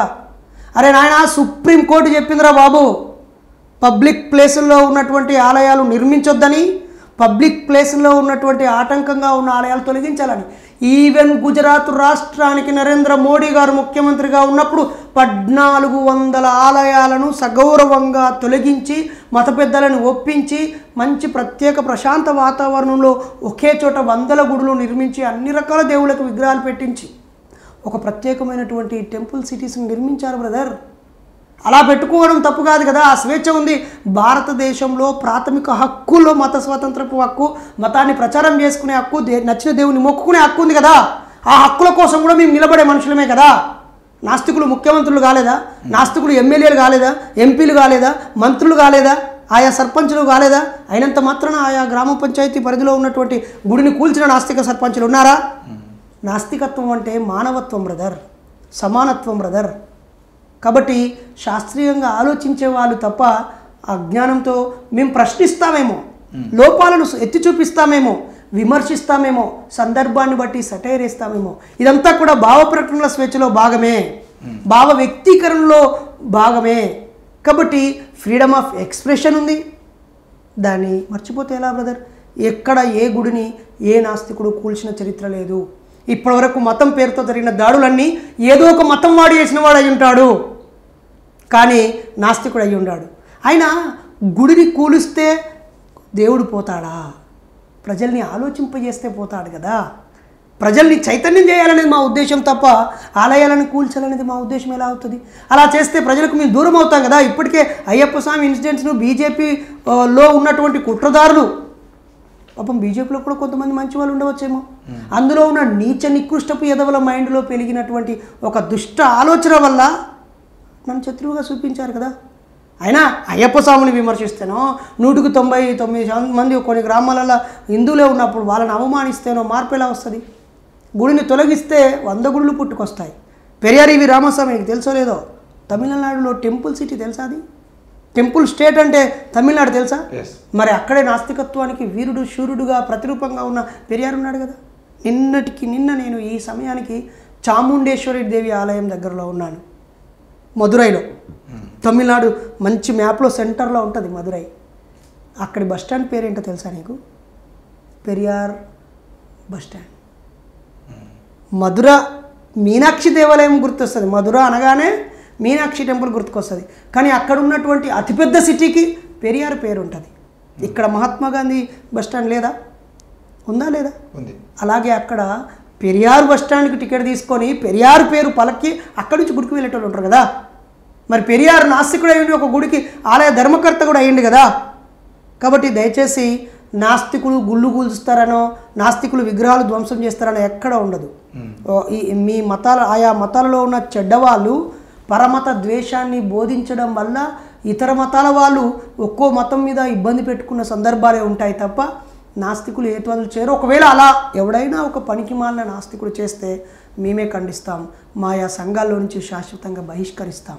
అంటే ఒక తెలంగాణ ఉద్యమకారునిగా అప్పుడు ఉస్మానియా జేఏసీ కో-కన్వీనర్గా ఉన్నారు. హుజురాబాద్లో మీ ఉద్యమకాలంలో మీరు తిరిగిన రాష్ట్రమంతా తిరిగి ఉపన్యాసాలు ఇచ్చిన పరిస్థితి కూడా ఉంది. ఈ 10 ఏళ్ళ కేసీఆర్ పాలన కానీ గడిచినటువంటి 1 ఇయర్ కాంగ్రెస్ పాలన మీద కానీ మీ కామెంట్ ఏంటి? నేను నా ఐడియాలజీ స్ప్రెడ్ కోసమే మీ ఛానల్కి వచ్చాను తప్ప పొలిటికల్ కాంట్రవర్సీ కోసం నేను రాలేదు. అంటే మీలాంటి వాళ్ళ ఒపీనియన్ కూడా ఇప్పుడు నేను రేవంత్ రెడ్డి గారి పాలన బాగలేదు అని అనగానే ఇతను బీఆర్ఎస్ టీఆర్ఎస్ అనుకూలవాది అని అనుకుంటారు, లేదా గత 10 ఏళ్ల పాలన బాగుంది అని అంటే అనుకూలవాది అనుకుంటారు. అది చెత్తగా ఉంది, ఇప్పుడు ఇది బాగుంది, 1 ఇయర్ బాగా మంచి మార్పు వచ్చింది అని అంటే నన్ను కాంగ్రెస్ తొత్తు ఏదో నామినేటెడ్ పదవి కోసమో లేకపోతే ఈ 250 గజాలు తెలంగాణ ఉద్యమకారులకు ఇచ్చే ఆ భూమి కోసం అమ్ముడు పోయింది అనుకుని మాట్లాడతారు. కాబట్టి నేనైతే అంటే నేను ఎందుకు అడుగుతున్నా అంటే మేధావుల మౌనం దేశానికి ప్రమాదం అన్నట్టుగా నేనైతే ఇలాంటి వాళ్ళ ఒపీనియన్ కూడా అవసరం కదా. ఇప్పుడు మిమ్మల్ని నమ్ముకుంటే మీ కార్యకర్తలు 30,000 మంది ఉంటారు కదా, 1,00,000 మంది మిమ్మల్ని ఫాలోవర్, 2 లక్షల మంది ఫాలోవర్స్ ఉన్నారు యూట్యూబ్లో. మీకు మాకు 1,40,000 మంది ఉన్నారు, మీకన్నా తక్కువనే కావచ్చు. కానీ ఈ 1,40,000 మంది 1,40,000లో కనీసం 14,000 మంది అని చూస్తారు కదా. మీ ఒపీనియన్ ఏంటి అని? ఒకటి, తెలంగాణ పోరాటం జరిగినప్పుడు నిధులు, నీళ్లు, నియామకాలు ప్రధాన లక్ష్యంగా జరిగింది. పదే బొంబాయి, బొగ్గుబాయి, దుబాయ్ బతుకుల గురించి మాట్లాడారు. 10 ఏళ్ళు పాలించిన దుబాయ్ కష్టాలను తీర్చలేదు ప్రభుత్వం. ఇప్పటికీ భార్యా పిల్లలను వదిలేసి సుదూరంగా బతకడం ఎంత నరకయాతన. జైలు కంటే దుర్మార్గం నా దుబాయ్ బతుకులు. సొంతంగా నా తండ్రి బొంబాయికి వెళ్ళి బతికేవాడు, సోలాపూర్, సూరత్లో బతికేవాడు. నాన్న బతికి ఉన్నా నాన్నలేని బతుకు ఎంత బాధాకరమో నాకు తెలుసు, ఎంతోమందికి తెలుసు. నీళ్ళ చుట్టూ ఎన్ని రాజకీయాలు జరుగుతున్నాయో చూస్తున్నాం.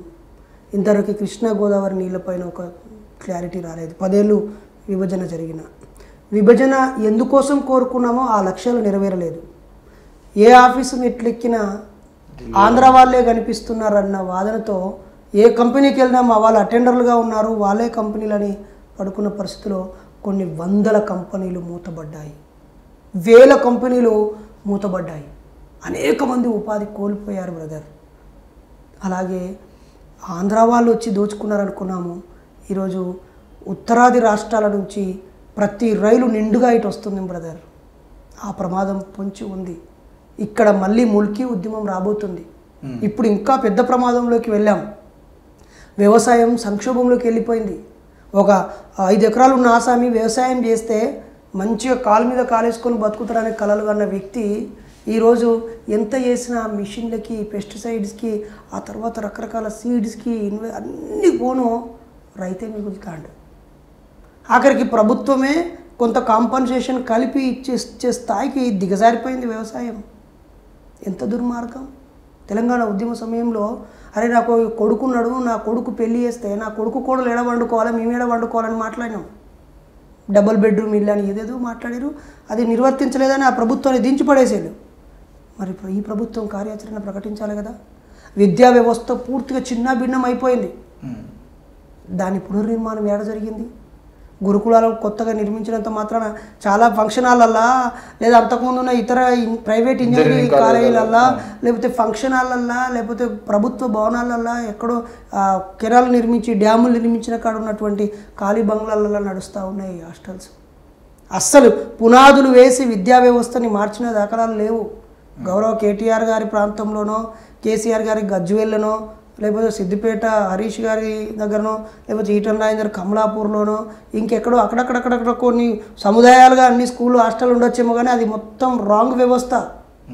పిల్లలని తల్లిదండ్రులకు దూరం చేసి చదివిపించే దౌర్భాగ్య ప్రాంతం ఎప్పుడూ మానవ సంబంధాలను నిర్మించుకోలేదు. కాబట్టి పూర్తి స్థాయిలో అన్ని గురుకుల పాఠశాలలను బ్యాన్ చేసి పడేయాలా. అన్ని గురుకుల పాఠశాలలను, అది సైనిక్ స్కూలా, నవోదయ స్కూలా, లేకపోతే సోషల్ వెల్ఫేరా, ట్రైబల్ వెల్ఫేరా, జనరల్ గురుకులారమా అన్నీ తీసి పడేయాల. తల్లిదండ్రుల దగ్గర ఉండి పెరగాలి. 5 కిలోమీటర్లు 10 కిలోమీటర్ల లోపే ప్రభుత్వ పాఠశాల ఉండాలి. సమాన విద్య ఉండాలి. ఒకే విద్య, పేదోడికైనా ఉన్నోడికైనా ఒకే విద్య, సమాన విద్య, శాస్త్రీయ విద్య ఉండాలి. హాయిగా అమ్మ నాన్న చచ్చిపోతే ఆ నానమ్మ దగ్గర, చిన్నమ్మ దగ్గర, అత్తమ్మ దగ్గర పెరిగే మానవ సంబంధాలు ఉండాలి. తల్లిదండ్రులు లేని వాళ్ళకి ప్రభుత్వమే తల్లిదండ్రులుగా ఉండాలి. అలాంటి విద్యా వ్యవస్థ ఎక్కడొచ్చింది? నీళ్ళు ఏడొచ్చినాయి? డ్యాములు ఎక్కడ పూర్తయిపోయినాయి? విద్యుత్తు బకాయిలు కోట్ల ఏంది వ్యవస్థ? పక్క రాష్ట్రాన్ని చూసి పులిని నక్క వాతలు పెట్టుకున్నట్టుగా ఓట్లు మనకు వస్తే చాలు, ఏమైనా నోటికొచ్చినంత హామీలు ఇద్దామనేటువంటి తాయిలాలకి ఓటర్లను అలవాటు చేస్తున్నారు. గౌరవ కేసీఆర్ గారి ప్రభుత్వమైనా ఇది చేస్తాం, అది చేస్తాం, ఇది ఇస్తాం, అది ఇస్తాం, ఇన్ని పైసలు ఇస్తాం. అరే నువ్వు ఎవడిరా పైసలు ఇవ్వడానికి? అడకెత్తినట్టు చెప్తున్నావా నువ్వు? నీ ఓట్ల కోసం మమ్మల్ని బుచ్చగాలని చెప్తున్నావా? ఇప్పుడు ఈ పార్టీ వచ్చా మేము ఆ పథకాలు, ఈ పథకాలు, 5 పథకాలు. ఎవరికి కావాలి నీ పథకాలు? బతికే శక్తిని, బతుకు తెరువునిచ్చి ఓన్గా జీవించే సామర్థ్యాన్ని ఇచ్చే ప్రభుత్వాలు కావాలి కదా.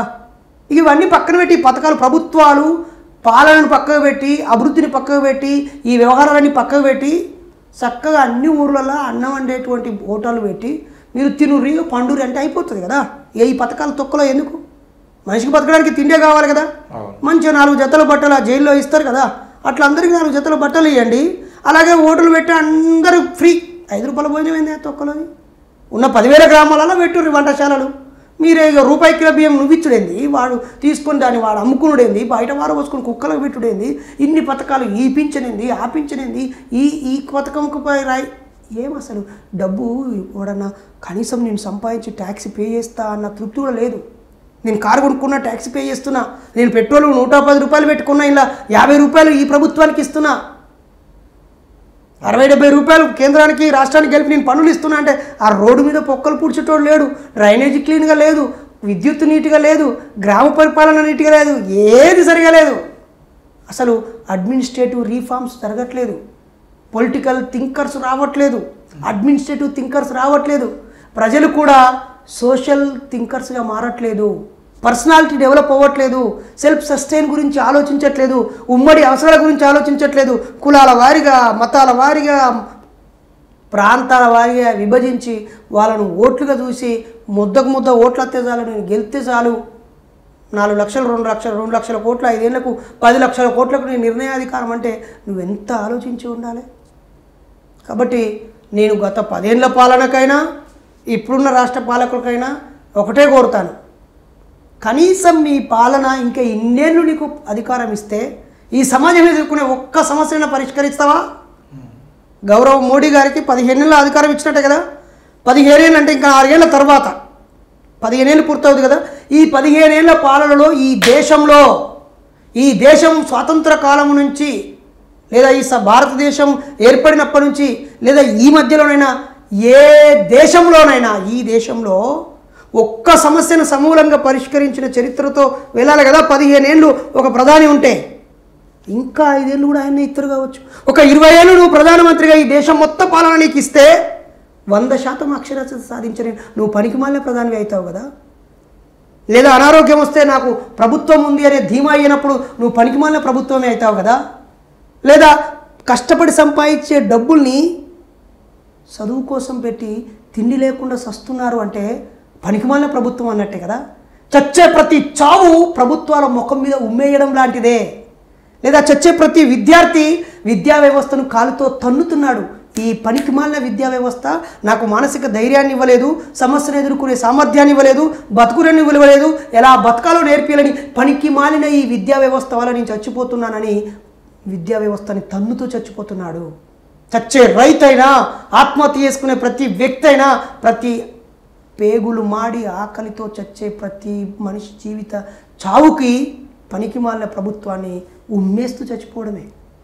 కాబట్టి ఈ దేశంలో చావులను ఆపగలుగుతున్నామా, ఆత్మహత్యలను ఆపగలుగుతున్నామా, విశాలంగా ఆలోచించే స్థాయి తీసుకురాగలుగుతున్నామా, ఈ సమాజం ఎదుర్కొనే సమస్యల పరిష్కారం దిశగా ఆలోచిస్తున్నామా? పనికిమాలిన మంత్రిత్వ శాఖలు బోలెడు కోకొల్లలుగా ఉంటాయి, కానీ మనుషుల అవసరాలు తీర్చడం కోసం ఏడున్నాయి. కాబట్టి నేను కేసీఆర్ గారి పాలనకి ఏం అభిప్రాయమో లేకపోతే ఇప్పుడున్న రేవంత్ రెడ్డి గారి ప్రభుత్వానికో ఏ అంశం మీద ఎవరిని అభినందించాలి, ఎవరిని కించపరచాలని కాదు. ప్రభుత్వాలు దీర్ఘకాలిక అభివృద్ధి కోసం ప్రణాళికలు వేయకుండా తాత్కాలిక ఓట్ల కోసం, ఆకర్షణల కోసం అర్రులు చాచుతున్నాయి. కాబట్టి ఈ రాజకీయాల పట్ల నాకు సంతోషం లేదు. ఇప్పుడు మీరు అన్నారు కదా, విద్యార్థులు చచ్చిపోతున్న విద్యార్థులందరూ ఈ విద్యా వ్యవస్థను ఉమ్మేసినట్టుగా అని అనిపించి, ఇప్పుడు ఇంతకుముందు మీతో పాటు వేదికలను పంచుకున్నటువంటి ఆకునూరి మురళి గారు ఈ విద్యా కమిషన్కి చైర్మన్గా వచ్చారు. అంటే మీకేమైనా నమ్మకం ఉందా ఇక్కడ విద్యా వ్యవస్థలో ఏమైనా మార్పులు వస్తాయి అనిపించి? యాక్చువల్లీ నేను అడ్మినిస్ట్రేషన్లో పిహెచ్డి చేశాను. అవును. అలాగే హ్యూమన్ రిసోర్స్ మేనేజ్మెంట్లో పీజీ చేశాను. హ్యూమన్ సైకాలజీలో ఎంఎస్సి సైకాలజీ చేశాను. కౌన్సిలింగ్ అండ్ గైడెన్స్ సైకాలజీ చేశాను. చిల్డ్రన్ సైకాలజీ కోసం బీఈడి చేశాను. ఇవన్నీ నేను మీకు నా చదువులు గొప్పల గురించి కాదు చెప్పట్లేదు. ఒక కమిషన్ అంటే ఏంటి అనే అవగాహన పత్రికా జర్నలిస్టులుగా మీకు ఉండాలి. శ్రీకృష్ణ కమిషన్ తెలంగాణ ఇచ్చిందా? సోనియా గాంధీ ఇచ్చింది అంటారు కదా. మరి శ్రీకృష్ణ కమిషన్ ఏం చేసింది? ఓన్లీ కాదు, ఇక్కడున్న పరిస్థితులపై సమగ్ర అధ్యయనం చేస్తుంది, పరిష్కార మార్గాలు సూచిస్తుంది. ఆ మార్గాల మీద, ఆ విషయం మీద మళ్ళీ ఉన్నత స్థాయిలో ఒక సమీక్ష జరిగి నిర్ణయాలు జరుగుతాయి. కాబట్టి ఆకునూరి మురళి గారు ఈడ విద్యార్థి చచ్చిపోయినాను, ఆయన మ్యాజిక్ దండం పట్టుకొని ఆయనకు మ్యాజిక్ ఇలా ఆబ్రకదాబ్రా అనగానే పావురాలు రావడమో మంటలు సృష్టించడం మేము చేస్తాం. ఆయన మ్యూజిషియన్, ఓకేనా? మ్యాజిక్ చేయడు మురళి గారు. ఆయన కొంతకాలం ఓ జిల్లాలో కలెక్టర్గా ఉంటే ఆ కొంతకాలంలో ఆ ప్రాంతం మీద ఏ ప్రభావం చూపించిందని తెలుస్తుంది. భూపాలపల్లికి ఆయన కలెక్టర్గా చేశాడు కదా. అందరి పేరెంట్స్ను పిలిచి, ప్రిన్సిపల్ అని అందరిని పిలిచి ఇంగ్లీష్ మీడియం దీన్ని స్కూల్గా మార్చడానికి ఏం చేద్దామని చెప్పి పేరెంట్స్ అందరితో ఒప్పించి దానికి ఒక పునాదులు వేసి వచ్చాడు ఆయన. ఆయన ఉపాధి హామీ పథకంలో కానీ, అలాగే సెల్ఫ్ హెల్ప్ గ్రూపులను కానీ, రకరకాల పథకాల్లో ఆయన తన ఇంటెలిజెన్స్ని ఉపయోగించి గొప్ప పాత్ర పోషించాడు. ఆయన ఒక ప్రజా కలెక్టర్గా, అంతకుముందు కాకి మాధవరావు గారు ఉండేవారు, నక్సలైటు కలెక్టర్ అనేటువంటి ఆయనని. ఆయన మాట్లాడితే కూడా తప్పు చేసిండా తన్నండి అన్నట్టుగా ఉండేది. అలాగే నేను పొరపాటు చేసినా గల్లబట్టి అడగండి అనేది, ఓకేనా? కాబట్టి ఆకునూరి మురళి గారు ఆయన ఒక గొప్ప అడ్మినిస్ట్రేటివ్ థింకరు, ఫిలాసఫరు, ప్రపంచ దేశాలు పర్యటించిన విజ్ఞానవంతుడు. ఆయనకంటే ఎక్కువ విజ్ఞానంతో ఉన్న వాళ్ళు ఉండొచ్చు, పరిశోధన చేసిన వాళ్ళు కూడా ఉండి ఉండవచ్చు. ఇప్పుడు ఆయన పాత్ర ఏంటంటే, తెలంగాణ ఏర్పడి 10 ఏళ్ళు దాటింది, లేదా ఈ ప్రాంతంలో ఎలాంటి విద్యా వ్యవస్థను తీసుకువస్తే మనము ఒక సమూలమైన మార్పుకు పునాదులు వేసిన వాళ్ళం అవుతామని ప్రభుత్వము తనకు గైడెన్స్ ఇవ్వడం కోసము ఒక కమిషన్ వేసింది. ఆ కమిషను అన్ని రకాల విద్యా సంస్థల్ని విజిట్ చేసి, అది ప్రైవేటా గౌటా లేకపోతే బాల్య ఎల్కేజీ నుంచి పీజీ దాకా, పిహెచ్డి దాకా అన్నీ అధ్యయనం చేసి ఏం చేస్తే బాగుంటుందనే ఒక గైడ్ లైన్స్ ఇచ్చేటువంటిదే తప్ప అది పరిష్కార మార్గం కాదు. కాబట్టి ఆకునూరి మురళి గారు ఒకవేళ ఆయన గొప్ప స్థాయిలో రిపోర్ట్ చేసి ఇచ్చినా, ఈ పాలకులకు దాని మీద చిత్తశుద్ధి లేకపోయినా, లేకపోతే దాన్ని వాళ్ళు అమలు పరచకపోయినా, అమలు పరుస్తున్నట్టు నటించి కావాల్సినంత ఫండ్ ఇవ్వకపోయినా, ఫండ్ ఇచ్చినా మనలాంటి ప్రజలు చైతన్యంతో వాటిని ఇంప్లిమెంట్ చేయకపోయినా అది ఉపయోగం లేని కమిషనే అవుతుంది. అలాగే చాలామంది అట్లే అడుగుతున్నారు. నాకైతే పెద్దగా నమ్మకం లేదు. నేను స్వయంగా ఒక 15 సంవత్సరాలుగా ప్రభుత్వ విద్యా పరిరక్షణ వేదికలో నేను ఒక సభ్యుడిని. సైంటిఫిక్ స్టూడెంట్స్ ఫెడరేషన్ ప్రెసిడెంట్గా సేవ్ ఎడ్యుకేషన్ కమిటీలో నేను సభ్యుడిని. హరగోపాల్ సార్ దానికి ఇక్కడ చైర్మన్గా ఉండేవారు. సెంట్రల్ యూనివర్సిటీ లక్ష్మీనారాయణ సార్ ఉండేవారు. అన్ని ఉపాధ్యాయ సంఘాల అధ్యక్షులు అందులో సభ్యులుగా ఉండేవారు. అన్ని విద్యార్థి సంఘాల నాయకులు అందులో సభ్యులుగా ఉండేవారు. ఎట్లా విద్య ఉండాలి, ప్రైమరీ, ప్రీ ప్రైమరీ ఎలా ఉండాలి, హై స్కూల్ ఎలా ఉండాలి, శాస్త్రీయ విద్య ఎలా ఉండాలి, ప్రైవేట్ వాటిని ఎలా నియంత్రించాలి, వాటిని నిర్వీర్యం చేస్తూ ప్రభుత్వ విద్యను ఎలా అభివృద్ధి చేయాలని ఎన్నో సభలు సమావేశాలు పెట్టి విద్యా పరిరక్షణ యాత్రలు చేసి నేను స్వయంగా 30 రోజులు తెలంగాణ జిల్లాలు మొత్తం తిరిగాను మిస్టర్ రాకేష్. నాకు అవకాశం వచ్చిన చోటల్లా వివరిస్తూ పోయాం. కాబట్టి ఆ రిపోర్ట్లన్నీ తీసుకొని ఇమీడియట్లీ కూడా ఇవ్వచ్చు. కాబట్టి ఆకునూరి మురళి సార్ నుంచి ఏం ఆశించొద్దు అని కోరుతున్నా. ఆయన రిపోర్ట్ ఏదో ఆయన ఇస్తాడు, కానీ మనుషులమైన మనము నీకు పుట్టిన నీ 2 పిల్లలను ఎలా చదివించాలి, మానవ విలువలతో, శ్రమ విలువతో, డబ్బు విలువతో, కుటుంబ విలువలతో, సామాజిక విలువలతో, వ్యక్తిగత క్రమశిక్షణతో, ఉన్నత ఆలోచనలతో, ఉత్తమ వ్యక్తిత్వంతో, మహనీయుల మాటలు ఎలా వెళ్ళొచ్చి సమాజంలో ఎలా బతకాలి, సమస్యలు ఎదుర్కొనేటువంటి ప్రాథమిక కర్తవ్యం ప్రతి తల్లిదండ్రుల మీద ఉంటుంది. కనడమే కాదు, వాళ్ళను కాపాడము, తీర్చిదిద్దడం కూడా మీ బాధ్యత. స్కూల్కి పంపిస్తే వాడు ఏం చేస్తాడు, 2 లక్షలు 3 లక్షలు వేసి అక్కడెక్కడో స్కూల్లో ఎత్తుకోవచ్చు నీకు బాగా పైసలు బల్పు ఉంటే. లేకపోతే కష్టపడి గురుకుల పాఠశాలలో సీట్లు రాపించి అక్కడ వాడిని ఆడ వదిలేసి ఎత్తవు కావచ్చు. వాడు 24 గంటలు ఎట్లా పోతాడు? వీడికి వ్యాన్ ఎక్కించిన పొద్దున 6 గంటలకి, సాయంత్రం 8 గంటలకు దిగుతాడు. సాయంత్రం 7 గంటలకు దిగితే మళ్ళీ ట్యూషన్కి పంపిస్తాను. ఏం బతుకులు మనవి, ఏం చదువులు మనవి? చదువు పైసలు సంపాదించే ఉద్యోగాలను ఇచ్చే మిషనా? ఇన్ని ఉన్నాయి చదువులున్నాయి. ఎంతోమంది ఉంటారు యూనివర్సిటీకి రా అని. ఇంత పొడుగున్నంత మాత్రం ఎక్కువ చదువుకున్నట్ట, ఎక్కువ తెలివి ఉన్నట్ట, చిన్న సమస్య వస్తే చచ్చిపోయే పరిస్థితిలో ఉన్నారు. కాబట్టి చదువు అనేది జ్ఞానం, విజ్ఞానం, బతకడం, అవగాహన, ఒక చైతన్యం. అది పక్కకు పెట్టి చదువులు అంటే డిగ్రీల వైపు వెళ్ళిపోయింది. విద్యా సంస్థలు మనుషుల్ని మ్యాజిక్ చేయాయి. మీకు ఒక చిన్న ఉదాహరణ ఇస్తే తప్పుగా అనుకోవద్దు. నన్ను ఒక ప్రముఖ ప్రొఫెసరు వాళ్ళ పిల్లల చదువు గురించి నరేష్ ఏం చేయాలని అడిగాడు. నేను ఆయన పేరు చెప్పాను, దయచేసి తప్పుగా అనుకోవద్దు. నేను అన్నాను, సార్ మీ అమ్మ నాకు బర్రెలు ఉన్నాయా అని అన్నా. ఉన్నాయి అన్నాడు. మీ బర్రెలను ఎట్లా వేస్తారో చెప్పు అన్న. ఏముంది నరేష్, పొద్దుగాల వాటిని పొద్దుగాలనే ఊడుతాము, కడుగుతాము, కుడితి పెడతాము, తర్వాత పచ్చగడ్డి వేస్తాము, ఆ తర్వాత కొంచెం వాడిని అటు ఇటు తిప్పుతాము, పాలు పితుక్కుంటాము, ఆ తర్వాత ఊర్లో బర్రెల తోలుతాము, వాడు ఊరోతలు తీసుకుపోతాడు, గడ్డిన కాడ తినిపిస్తాడు, లేకపోతే చెట్టు కింద వండ పెడతాడు, మళ్ళీ పంపిస్తాడు. మళ్ళీ 4 గంటలకే ఊరికి పోయి వాటిని తెచ్చుకుంటాం, వాడికి తానం చేపిస్తాం మేమే, మళ్ళీ వాటికి కుర్తి పెడతాం, తౌడు పెడతాం, ఆ తర్వాత దానికి పిండి ఎత్తాం, పచ్చగడ్డి పోయి చెన్న కోసుకొచ్చి తినబెడతాం, పాలు పితుక్కుంటాం, కట్టెత్తాం, పెండదిత్తాం, అన్నీ చెప్పాడు. సార్ ఇందులో ఆ బర్రెల కాసి ఆయన ఏం చెప్తాడు అన్న. మేము పట్టుకుపోయి చెప్తే అట్ట తిప్పుతాడు, అది అటు ఇటు తిరిగితే గట్టిగా కర్రతోటి పొల్లు కొడతాడు, మళ్ళీ తీసుకొస్తాడు, వాటిని ఒక కాడ కట్టేస్తాడు, మంచిగా పెండ పెడితే దాన్ని అమ్ముకుంటాడు అని చెప్పాడు. మరి స్కూల్ కూడా అంతే కదా సార్ అన్న. అవును సార్, నీ బర్రెకు కుర్తి నువ్వే పెట్టినావు, తౌడు నువ్వే పెట్టినావు, ఇంట్లో ఫుడ్ వేస్టేజ్ అందులో కలిపి దానికే తిండి పెట్టినావు, గడ్డి కోసుకొచ్చి పెట్టినావు, కట్టేసినావు, నీడ పెట్టినావు, మంచిగా అన్నీ నువ్వే చేసినావు కదా.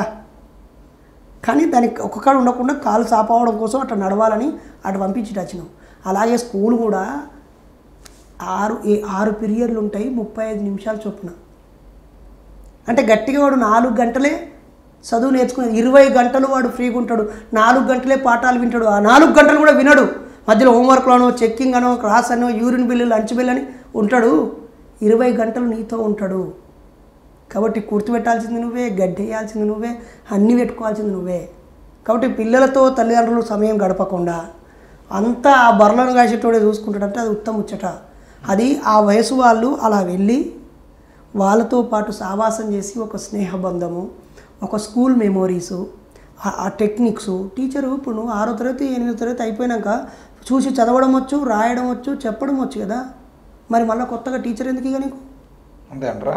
అరే నీకు ఎందుకు భయ అర్థమవుతుంది. ఇప్పుడు చాలామంది సైకాలజిస్టులు గొప్ప గొప్ప క్లాసులు చెప్తూ ఉంటారు, వాళ్ళు ఎంఎస్సీ సైకాలజీ చేసిరా. జర్నలిస్టులు చాలామంది ఇంటర్వ్యూలు చేస్తున్నారు, మీరు జర్నలిజం చదివిరా? చదువుతున్నా. ఓకే, ఇందులో జాయిన్ అవగానే అది జాయిన్ అయినా. అంటే చాలామంది ఇప్పుడు జర్నలిస్టులుగా గొప్ప పేరు పొందిన వాళ్ళందరూ జర్నలిజం చదివేలా? లేదు, డిగ్రీ ఉంటే జరుపుతుంది అనేది మెయిన్గా ఉంది కదా. కాబట్టి ఆయా ప్రొఫెషనల్ సక్సెస్ఫుల్ పర్సన్స్ ఆ ప్రొఫెషనల్ డిగ్రీస్ చేయాలని రూల్ ఏం లేదు. కాబట్టి చదువులు కూడా అంతే. ఒక అంశం మీద నీకు ప్రత్యేకంగా రావాలనుకున్నప్పుడు ఆ ఎక్స్పర్టైజేషన్ కోసం ఆ టైపు వెళ్తుంటాం. యూనివర్సిటీకి ఒకసారి వెళ్ళి చూడండి, యూనివర్సిటీకి ర్యాంక్ కొట్టడం కోసం గొప్పగా చదువుతారు. యూనివర్సిటీకి వచ్చిన తర్వాత వాళ్ళకి నచ్చిన గైడ్ను ఎంచుకున్నట్టుగా ప్రొఫెసర్ను సెలెక్ట్ చేసుకొని గైడెన్స్ తీసుకుంటారు తప్ప ఆ బుక్ తీసుకొని ఆ 40 నిమిషాలు ఆయన చెప్పిన దాన్ని బట్టే తెలివి వచ్చేది ఏమి ఉండదు. వరల్డ్ క్లాస్ టాప్ టీచర్లు బోధించిన లెసన్స్ అన్నీ అందుబాటులో ఉన్నాయి. ఈరోజు నా కొడుకు ఒకడు 7th క్లాస్ చదువుతున్నాడు. వాడికి 2 రోజులు సెకండ్ సాటర్డే సండే వచ్చింది. మా బామ్మర్దోళ్ళ ఇంటికి కొత్తగూడెం పంపించాను. పంపిస్తే 2 రోజులు మొత్తం తెలుగు లెసన్స్ అన్నీ విన్నాడట 7th క్లాస్. అట్టకటకటకట చెప్తున్నాడు. ఏందిరా అంటే, నిన్న ఇయ్యాల సాటర్డే సండే ఫ్రీ కదా డాడీ, మా క్లాసులు అన్నీ చెప్పిండు అంకుల్ అని చెప్పి అంకుల్ పేరు చెప్తాడు, లెసన్స్ అని చెప్తున్నాడు. ఇప్పుడు వాడు ఇయర్ మొత్తం ఆ క్లాసులో వాడు నాన్ సెన్స్ ఇక సార్ చెప్పకుండా ఆయనకి తెలిసినట్టు ఫీలింగ్ ఉంటుంది. కాబట్టి టీచర్ అనేది గైడ్, ఒక మార్గనిర్దేశకుడు, ఒక ఇన్స్పిరేషన్ ఇచ్చేటువంటి వ్యక్తి. ఇప్పుడు అది పోయింది. కామెడీ చేసిర్రు, టీచర్కు విద్యార్థికి మధ్య సంబంధాలను చులకన చేసిర్రు, సటైర్లు చేసిర్రు. టీచర్లు కొంతమంది యాంత్రికంగా మారిపోయారు. కొంతమంది వాళ్ళ పిల్లలని మహానగరాల్లో చదివించడం కోసం 3-4 గంటలు ప్రయాణం చేసే టీచర్లు పొద్దున సాయంత్రం ఉన్నారు తెలుసా. జిల్లా కేంద్రాల్లో ఉండి పెద్దలు సుదూర ప్రాంతానికి ప్రయాణించి అలసిపోయే వాళ్ళు ఉన్నారు. అక్కడ 6 గంటలు గొప్పగా చదువు చెప్తున్నారు కావచ్చు, సంతోషమే. కానీ తిరిగి వాళ్ళు మళ్ళీ 3 గంటల ప్రయాణం. ఎంతమంది ప్రయాణాలలో టీచర్లు చచ్చిపోతారు తెలుసా. అదే ప్రతి 5-6 గ్రామాలకు ఒక పెద్ద స్కూల్ ఉంటే, ప్రతి మండల కేంద్రంలోనే టీచర్లకు ఒక కాలనీ నిర్మిస్తే, అక్కడి నుంచి వాళ్ళకే ఇప్పుడు కంపెనీ వాడు క్యాబులు పెట్టుకొని మరీ రికవర్ చేసుకుంటాడా? అట్లా ప్రభుత్వం ఎందుకు పెట్టదు టీచర్లకి? నిజమే కదా. హెచ్ఆర్ హౌస్ రెంటల్ కోసము 20%, 15% వాళ్ళ శాలరీలో వేలకు వేలు ఎందుకు ఇవ్వాలి? టీచర్ల సముదాయం కట్టియచ్చు కదా, కార్మిక క్షేత్రాలలో కట్టియట్లేదా?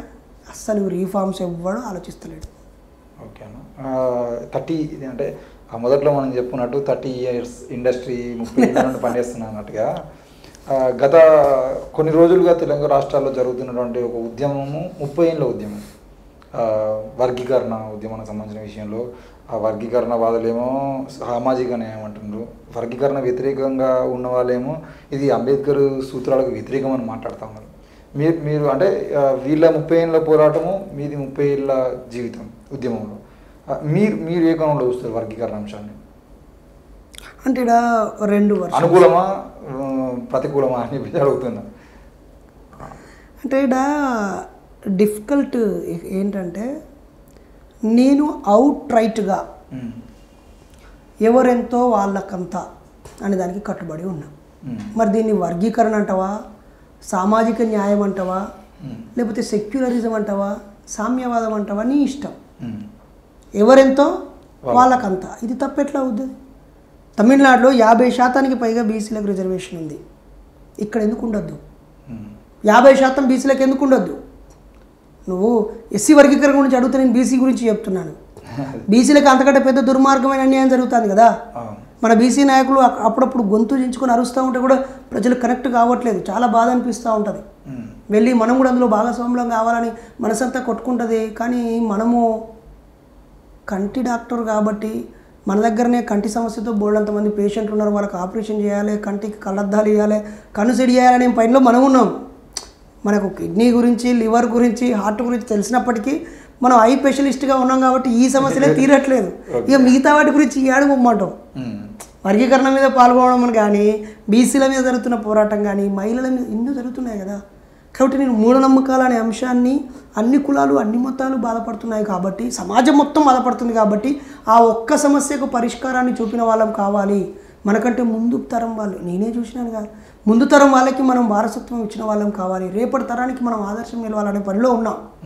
కాబట్టి ఇప్పుడు బీసీ ఏబిసిడి బీసీలో ఉంది కదా, మరి దీని సంగతి ఏంది? బీసీలో ఏబిసిడి ఉంది కదా, మరి బీసీఐఏ అనగానే చాకలి మంగలే కనిపిస్తారు కదా, మరి అందులో ఉన్న సబ్ క్యాస్ట్ల పరిస్థితి ఏంది? బీసీబీ అంటే పద్మశాలీలు కదా, మరి బీసీబీలో పద్మశాలీలు ఎక్కువ మంది ఉద్యోగాలు అయ్యారు తెలుసా నీకు ఆ విషయం? బీసీబీలో ఉన్న ఇతర కులాలు చాలామంది ఇంకా పొందలేదు తెలుసా? బీసీడి గౌడ, ముజరాజు, మున్నూరు కాపు, యాదవ వీళ్ళే ఉన్నారు కదా. మొత్తం బీసీడీ ఈ 4 కులాలే అన్ని ఉద్యోగాలు, బీసీడీ పేరుతో ఉన్న అన్ని ఉద్యోగాలు వాళ్ళే కొట్టేస్తారు కదా. అందులో బీసీడీలో ఉన్న మిగతా కులాల సంగతి ఏంటి? ఉన్నారా లేరా? సేమ్ ఇట్లనే. ఇప్పుడు దీని మీద ఎవరికి చర్చ లేదు. ఏబిసిడి బీసీలకైతే ఏం చర్చ రావట్లేదు, ఎస్సీలకు అవుతారగానే కొట్టుకొని సత్తారు ఎందుకు, ఆవేశపడతారు ఎందుకు?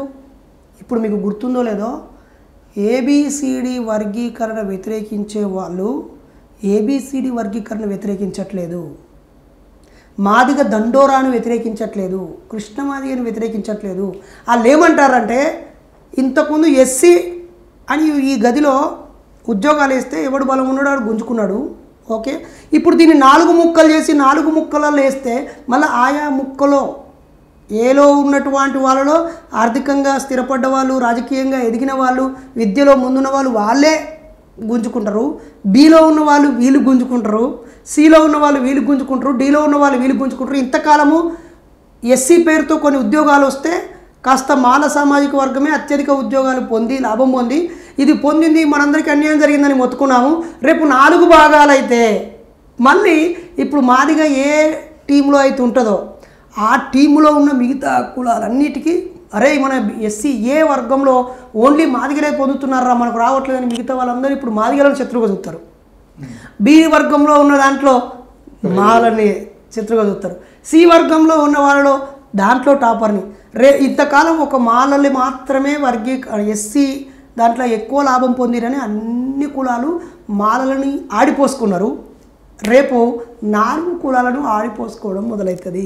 ఓకే, ఇంతకాలం ఒక్కరే దోషులుగా అవమానాలు పడ్డారు. ఇప్పుడు 4 రకాల కులాలు అవమానించడానికి సిద్ధంగా ఉంటాయి. అయినా మోరోవర్ నేనేమంటానంటే ఏబిసిడి వర్గీకరణ బీసీలో అయ్యింది కదా, ఈ బీసీలకు ఏం అన్యాయం జరిగిందో అదే సేమ్ ఎస్సీలకు కూడా జరుగుద్ది. అయినా మనము వర్గీకరణని తప్పుగా చూడొద్దు, అభివృద్ధి కోణంలోనే చూడాలి. ఆ వర్గీకరణ పేరుతో మాలల్ని అవమానించడం తప్పు, మాదిగలను కార్నర్ చేయడం తప్పు, ఆ పేరుతో ఒకరిపై ఒకరు దూషించుకోవడం తప్పు. సాధ్యాసాధ్యాలు చర్చించుకునే ఒక గొప్ప పద్ధతి ఉంటుంది కదా, అది పక్కన పెడితే ఎట్లా? కొంతకాలము ఈ సమస్యను గుర్తించి అప్పుడు కమిషన్ ఇచ్చింది కదా తీర్పు. కమిషన్ తీర్పునిచ్చాక సుప్రీంకోర్టు ఓకే చేసింది. కొంతకాలం రిజర్వేషన్ అమలయ్యింది. ఆ తర్వాత ఇది రాజ్యాంగ విరుద్ధం అని కేసులు వేశారు. అవును, రాజ్యాంగ విరుద్ధమే అని చెప్పి అప్పటి చట్టాలు ఓకే అని దాన్ని రద్దు చేశాయి.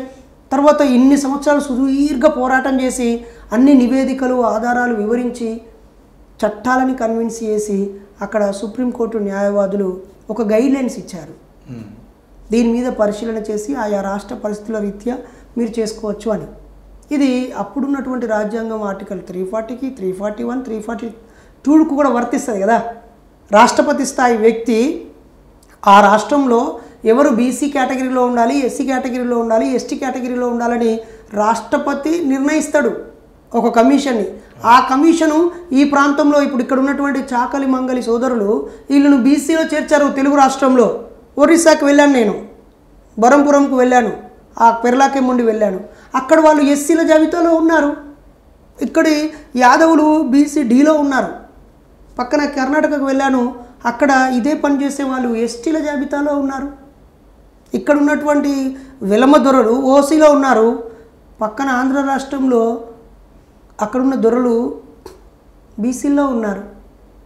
కాబట్టి ఏ కులం ఎక్కడ ఏది అని చెప్పడానికి వీల్లేదు. అయితే ఇప్పుడు కొత్తగా కులం పేరుతో ఆత్మగౌరవ సభలు జరుగుతున్నాయి కదా, అవి మాల ఆత్మగౌరవ సభలు లేదా మాదిగ ఆత్మగౌరవ సభలు. అవి ఏది తప్పు కాదు. ఆ ప్రజలని ఆర్గనైజ్ చేసుకునే గొప్ప అవకాశము, ఆ ఆర్గనైజేషను, ఆ చైతన్యము, ఆ సమీకరణ, ఆ జాతి ఎదుర్కొనే సామాజిక రాజకీయ ఆర్థిక అసమానతలను పోగొట్టి చైతన్యం వైపు నడిపేయడానికి అది ఉపయోగపడాలి. కాబట్టి ఇండియాలో ఏం చేయాలో మారోజు వీరన్న అనే ఒక పెద్ద నక్సలైట్ నాయకుడు రాసి చూపించాడు. కులాల వారిగా ఏకం చెయ్యి, కుల నిర్మూలన వైపు నడిపించమన్నాడు. దాన్ని మనం ఆలోచించకుండా సమీకరణ అంతా వ్యక్తిగత పేరు ప్రతిష్టలకో లేకపోతే ఇతరులపై విషయాన్ని కక్కడానికో ఉండద్దు అనేది నా అభిప్రాయం. నేనైతే ఎంఆర్పిఎస్ సభలు చాలా పాల్గొన్నాను. అక్కడ మూఢనమ్మకాల మీద మ్యాజిక్ షో ఇచ్చాను. అలాగే మాల మహానాడు వాటికి పాల్గొన్నాను.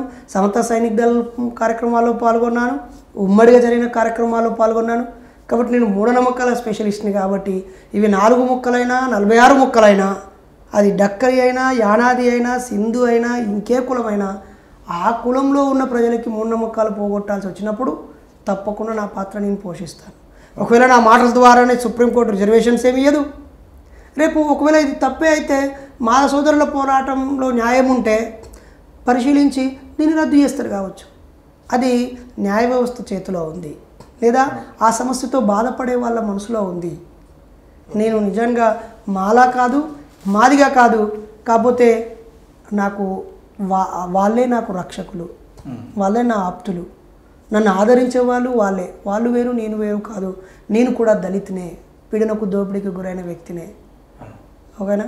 కాబట్టి ఈ సమస్య సుప్రీంకోర్టులో రామమందిరం గురించి ఒక పెద్ద సుదీర్ఘకాలపు చర్చ జరిగి నీ అమ్మాయి ఎవ్వందో అవ్వంది తక్కువ తేల్చి పడేస్తే ఆడ కట్టుకుంటాడు, లొల్లి వడుతుంది కదా అనుకున్నామా లేదా? అది లొల్లి ఒడిసింది. చివరికి దాన్ని ఎవడు పట్టించుకోలే. అలాగే ఈ వర్గీకరణ అంశము ఇబ్బంది పడుతూ ఉన్న సందర్భంలో ఏదో ఒక తీర్పు రావాలని కోరుకున్నాం. సుప్రీంకోర్టులో మెజారిటీ జస్టిస్లు కొన్ని డైరెక్షన్స్ ఇచ్చారు. మరి ఆ డైరెక్షన్లో ఉన్న లొసుగులను కూడా పరిష్కరిస్తూ ఇంకా సామరస్యంగా వెళ్ళాలనేది నా ఉద్దేశం. ఎక్కడ మాలమాదిగలు ఎక్కడ శత్రువులు ఏం కాదు, వాళ్ళు కుప్పలు కుప్పలుగా పెళ్ళిళ్ళు చేసుకుంటున్నారు. నేను కూడా ఈ మధ్య పెళ్లి చేశాను. నాకు తెలిసి ఇది కొద్ది రోజులే.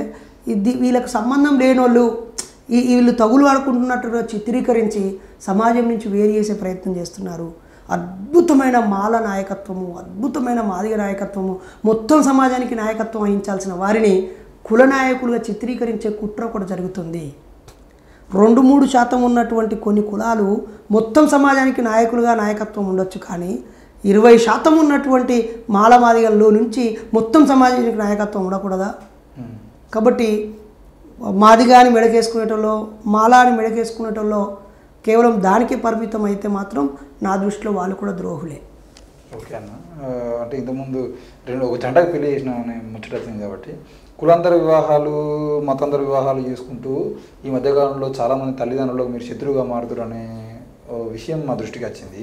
దానికి అంటే ఈ మధ్యకాలంలో పెళ్లి చేసేది అక్కడికి కూడా మేము రావడం జరిగింది మా మీడియా ద్వారా. అంటే అక్కడ వాతావరణం కానీ చుట్టూ జరుగుతున్నటువంటి విషయాలు తెలుసుకున్నప్పుడు కూడా అది జరుగుతుంది. వాళ్ళ ప్రేమకు మీరు అండగా నిలబడచ్చు, కానీ వాళ్ళ తల్లిదండ్రుల యొక్క అంటే వాళ్ళకు మీరు శత్రువుగా మారుతారు అనేది మాత్రం క్లియర్గా అర్థమైంది. దాని సంగతి ఒక్కటే బ్రదరు, ఒక పంచాయతీలో కూర్చున్న సర్పంచ్ అయినా ఆ గ్రామ పెద్దలైనా ఇద్దరికి న్యాయం చేయలేరు. అయితే అవసరమైతే నష్టాన్ని తగ్గించగలరేమో, లేదంటే ఎటు న్యాయం ఉందో అటువైపు మాత్రమే నిలబడి ఇంకోవైపు కరాఖండిగా తప్పు అనగలుగుతారు. కాబట్టి ఎవరో ఒకరు వాళ్ళని చెడుగా భావిస్తారు, శత్రువుగా భావిస్తారు. అట్లనే ఈ కులాంతర మతాంతర వివాహాలు జరిగినప్పుడు కూడా ఇద్దరి తల్లిదండ్రులు శత్రువులుగానే భావిస్తారు. అయితే ఇక్కడ వాళ్ళు మనల్ని శత్రువుగా భావిస్తున్నారనే కోణంలో కంటే కూడా మన దగ్గరకు వచ్చిన వాళ్ళు ఏ పరిస్థితుల్లో వచ్చారు అనేది మాత్రమే నేను చూస్తాను. నంబర్ 1, వాళ్ళు 18 ఏళ్ళు అమ్మాయి, 21 సంవత్సరాలు అబ్బాయి ఉండాలనేది చట్టం చెబుతుంది. చట్టంలో కులాంతర మతాంతర పెళ్ళి, ఏ పెళ్ళి అయినా మ్యారేజ్ యాక్ట్ ఒకటి చట్టం ఉంటుంది కదా, ఆ చట్టాన్ని నేను నా చేతిలోకి తీసుకోను. అంతకంటే చిన్న వయసు వాళ్ళకి చేస్తే చట్టం నా మీద పోక్సో యాక్ట్ కింద నన్ను జైల్లో నోకుద్ది. కాబట్టి నేను అలా అని 18 ఏళ్ళు కాగానే 18వ సంవత్సరం నీకు అయ్యింది, వచ్చేది మీకు పెళ్ళి చేస్తాను ఎప్పుడు నేను అనను. వాళ్ళు ఉన్నత చదువులు చదవాలంటాను. చదువు మానేసి పనిచేసే వాళ్ళైతే ఏమంటావు, వయస్సు సరి అయిన మెచ్యూరిటీ రావాలంటే కనీసం 25 ఏళ్ళు ఉండాలని చెప్తాం. అలాగే 25 ఏళ్ళు ఉన్నా సరిపోదు, రోడ్డు మీద తిరిగే వాళ్ళు పెళ్లి చేసుకుంటే బతకలేరు కదా. భార్యాభర్తలు కలిసి పని చేసుకుంటూ రేపు పుట్టబోయే పిల్లలకి తిండి పెట్టే సామర్థ్యం ఉన్నప్పుడు మాత్రమే పెళ్లి చేస్తానంటాను.